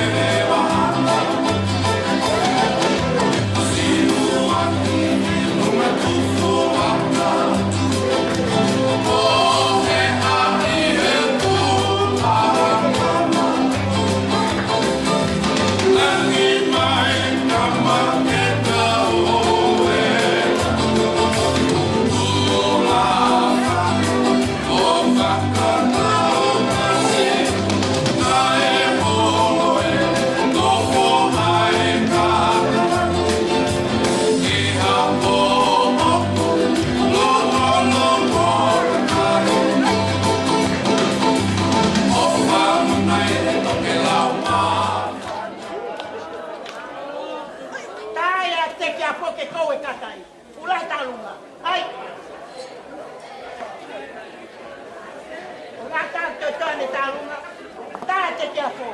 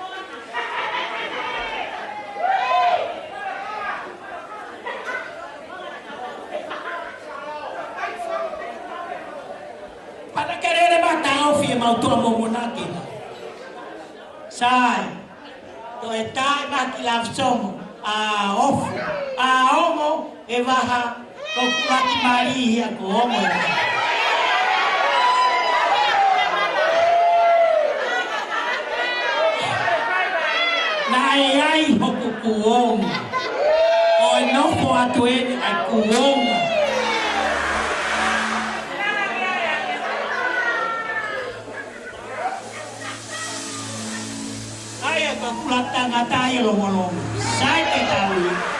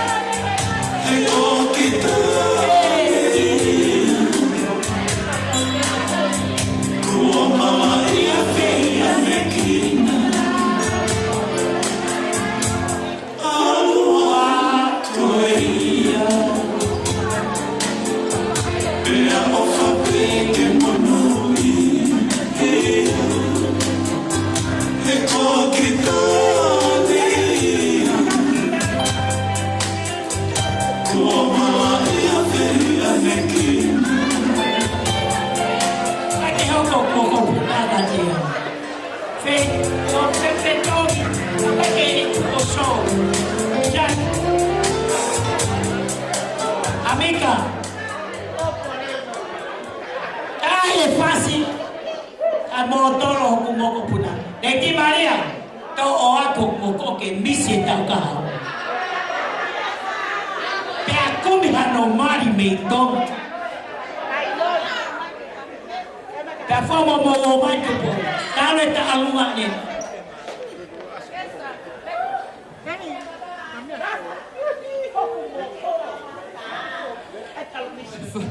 Whakatulo atu ko le peke holo pe mua homo me aka e whakahoko atu mo e ki polo kalama koe ni. Ki mua ia koutou mua tuka whawhetai ma whamalo ke ta mai he mani.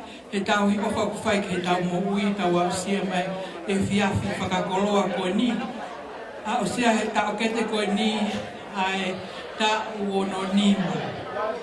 Kainga mo os mea pe moto ria ta keten. She's very lucky. She got younger sisters. Mari pe time ko to tari pe ke haponi ria.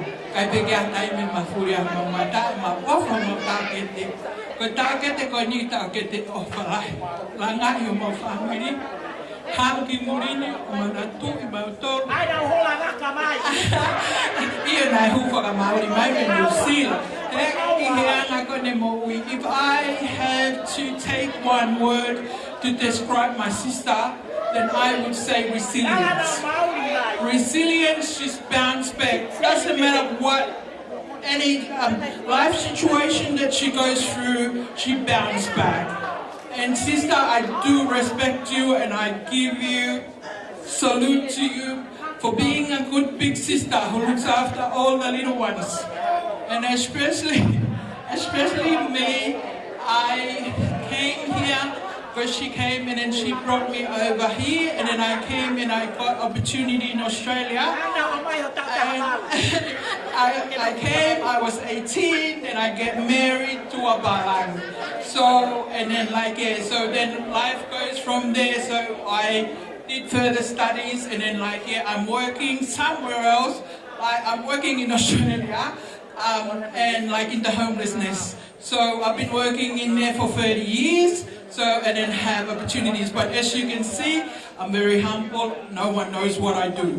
So I go whakamaloai ko taokete hene oka pehe ko tehina ko ni. I mean taokete kato he ko CCE.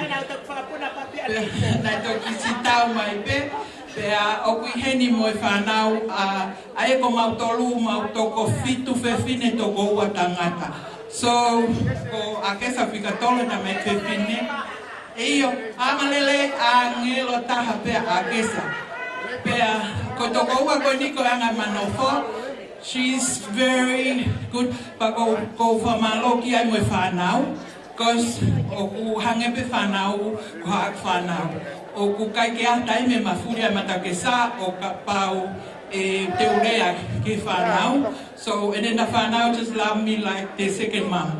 And we're very fortunate in our family. O ku iai e kalasi o kua nau whanau pa kua kalasi. Tui tokoto, no children, pea free o kawai no children, and we share. So, o ia, o ku whakamaloa ka koe taokete. And then ngai whenga kotoa pe, you motivate us. O koi ai, kai ke te whakalolo, o whātu ka te motol. And then she's very quiet, he ko unga normally she would say to me to whai moos.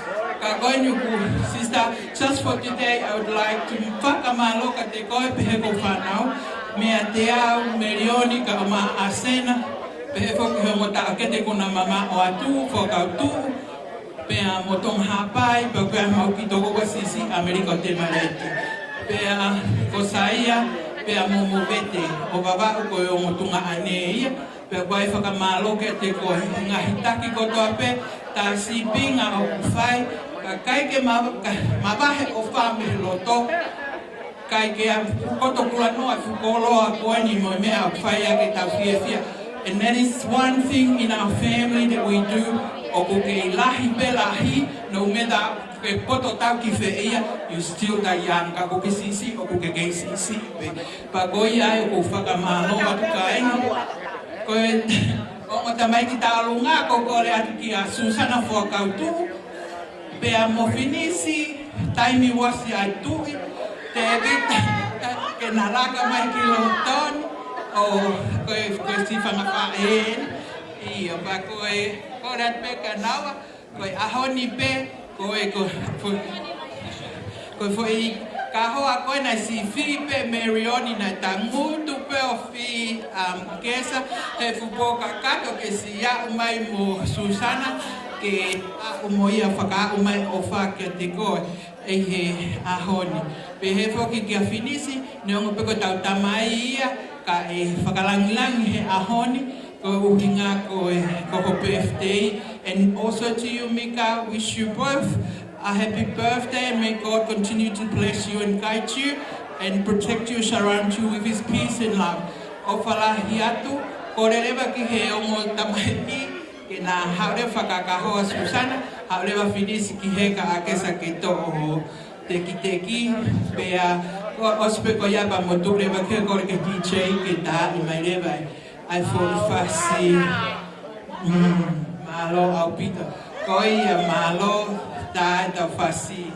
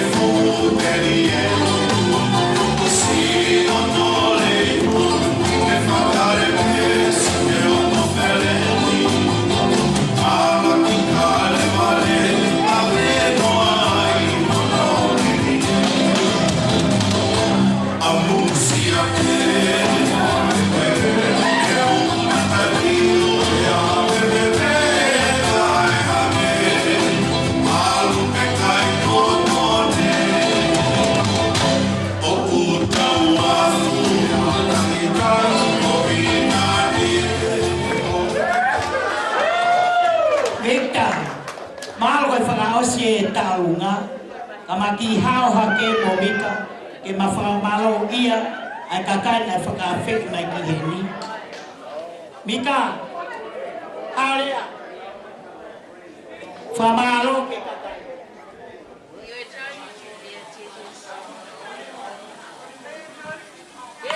Thank you everyone for coming.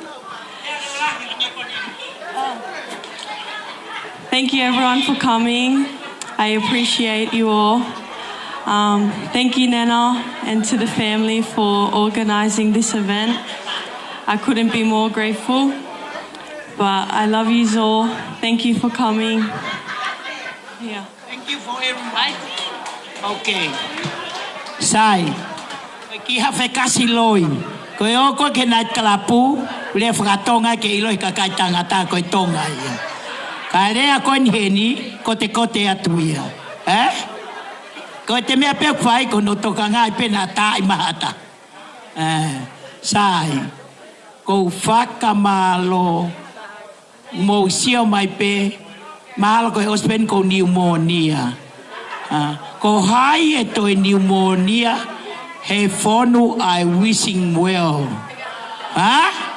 Tau rea toton pe. Ko toki tala pe kulunganga ha mea aku o ku whai o hake pe he kakai. Na toko sat petari eki ai tahina suri mo mea. Mari fe. Mas kumau toi hapo ku pefte.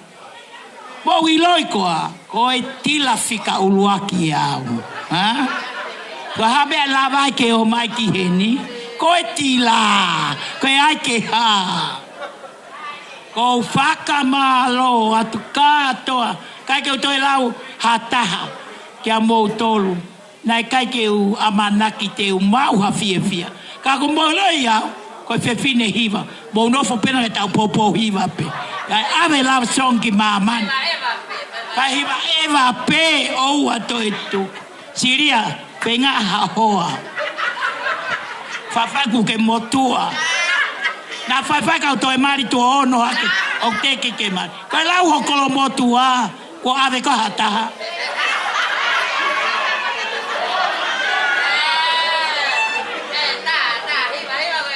Ita, whanongo mai. Ai e toi whase taha ongo. Ai. Mo, ke taimi au pita ka koe atpe whakamalo. E mea ka mo tolu. Io. Linda, koe nā lofa koe. Koe talanoan ka siria funaki. Ai omo rea mai ka Akesa.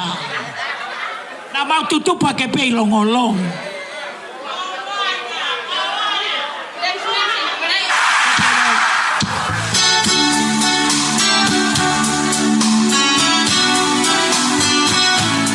Lia, oe kukato angai. Nai peho epsi. Lia pega si pieza la pro.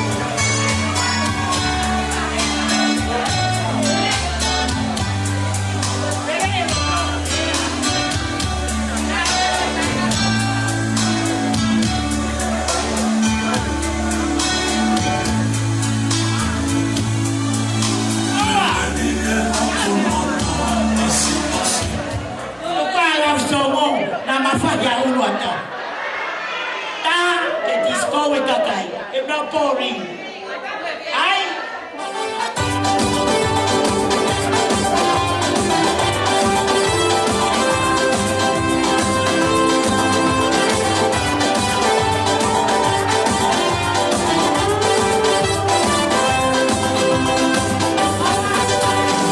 Fight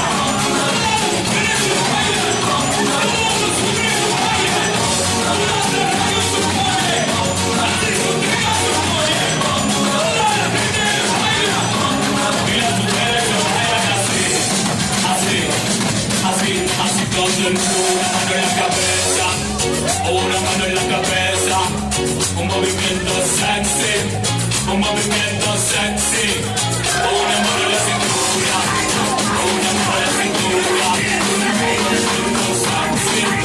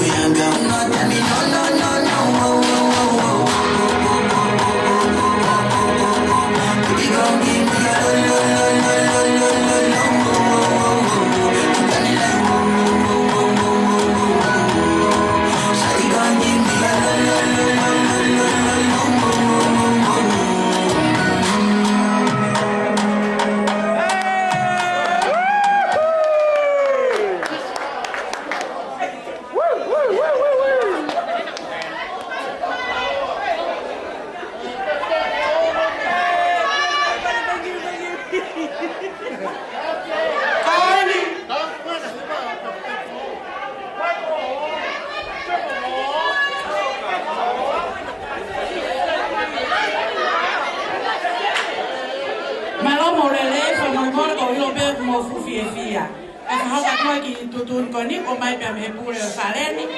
Ko no more music hongo fulu toru noa. Ai ma ka festival si ben o fa mai pia me pure. Ka lo pito. Lights on, lights on. Turn the lights on, please. Let's go.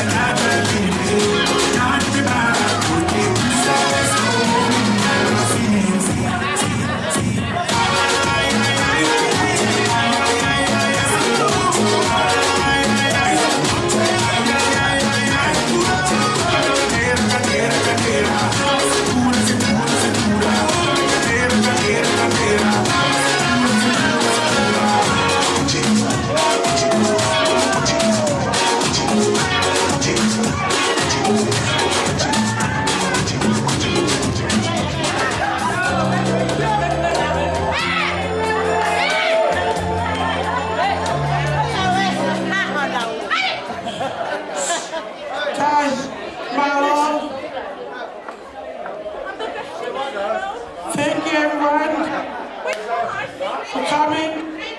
Pampeke whakaosia ke Latu he nekamate kakatonga e Latu.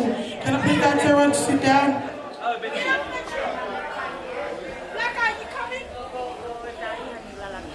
Otuka whakatai mo whakamalo ke toka whamapi o taka whakataha e whiaki whenu.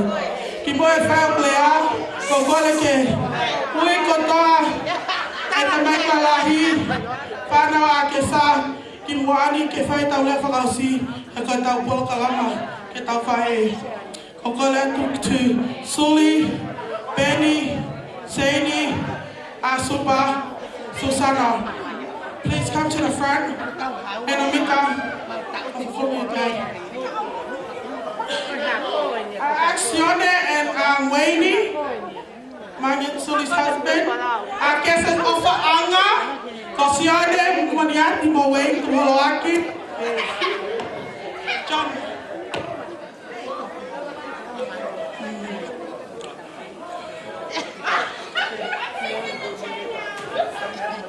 Asupa, Susana.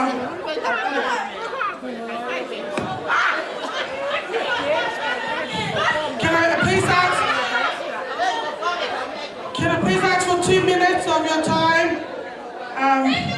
On behalf of Akesa's kids, from the oldest, Hamiltoni, Suli, Sione, Bentimani, Saini, Asupa, Susana, and me, the youngest, we thank you all, each and every one of you, from Mum's dad's side, the Tokis, Auntie Ile, Unga, Ele, Mum's brothers and sisters traveling near and far, and all of his Mika's dad's side, Maufanga's side, Mum's side, and each and every one of you, as I said earlier on, us kids did the invitation, and all of you that came, you mean something to Mum and to us kids. I hope you enjoyed the night, and I hope that you all get home safely, even though you had a bit of alcohol. And I hope that everything we done was all kindly from our heart, and we ask that God bless you all with all the love and support you, and you've left your time to come and show your support for us kids. I thank you, my Auntie Linda and Auntie Bond, Gafagelemani, and my Coca side. I don't see the Tauhi has gone, and I'm sorry, Waini, for Talahuing, I know your family's here.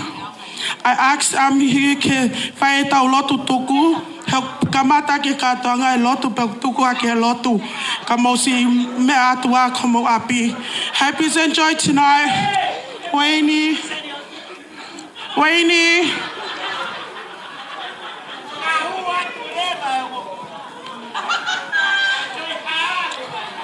I asked Auntie Ile, please, can you lotu tuku for us?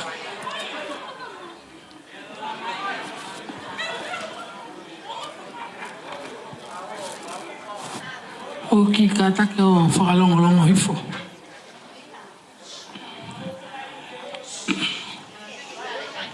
Koe mauta mai o ki wani ke tāpua wa whaape hoko maho purea, whaafina me alo I mamani hang whahoko I langina. O ko ke hanga hifo whonga hifo me ho, a whio anga mama maoni ni. O ki mautolun ke konga hao whanau, o ko mau whakate fua he. Pangai ko ni ko whakahoko e. Festive ke taha o ngai o whiwhini. Ku hoko si o nao a whaile e poko ni. Ma whamalo ko lau maari whawhofa ni lau ke maumau. He mauhini e ke whamanatua a o Akesa pe he kono moko puna. Ta mahe wani o mau kore whamori mori atu. Nā ko iai haolunga anga o ke whiunga mo tau mo whina ngalo. Ngahi angi mautolo ke mautoi hoko lere yangi. Mau tangi mo kore ka te koe a manaken ke mau whoki at ko mau ngai api. Malo e mau mo ui me ngai whakatamako tō pe ke mau wau whakataha mo mau ngai family. Tapi kina ki mau tolo koe family pe he ke maheni ngai kaunga mea ke mau mau a whia e taim te mau whoki at ko mau ngai family. Mau tangi mo kore ka te koe I longa hanga mea koe ke hoa mo tau mo whina ngalo. Whamori angi mau toko konga whanau. Koe lotu I mo whakatau wholofola o lawa ke mau hake. E lotu whakatau ki lalo mo oni wa ihe huafa ho alo ko sisu kalaisi. Amen. One more thing, can I actually get more paspasia MC? Mum's cousin, they say whalau mai me no sila ke MC no hina whaletau. Thank you everyone. Love you all. Music.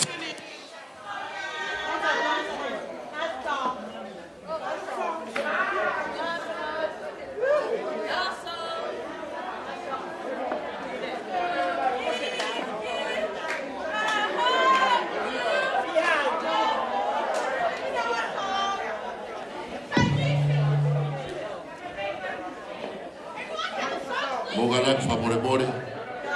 O tani si tau maua ke ni koe mara.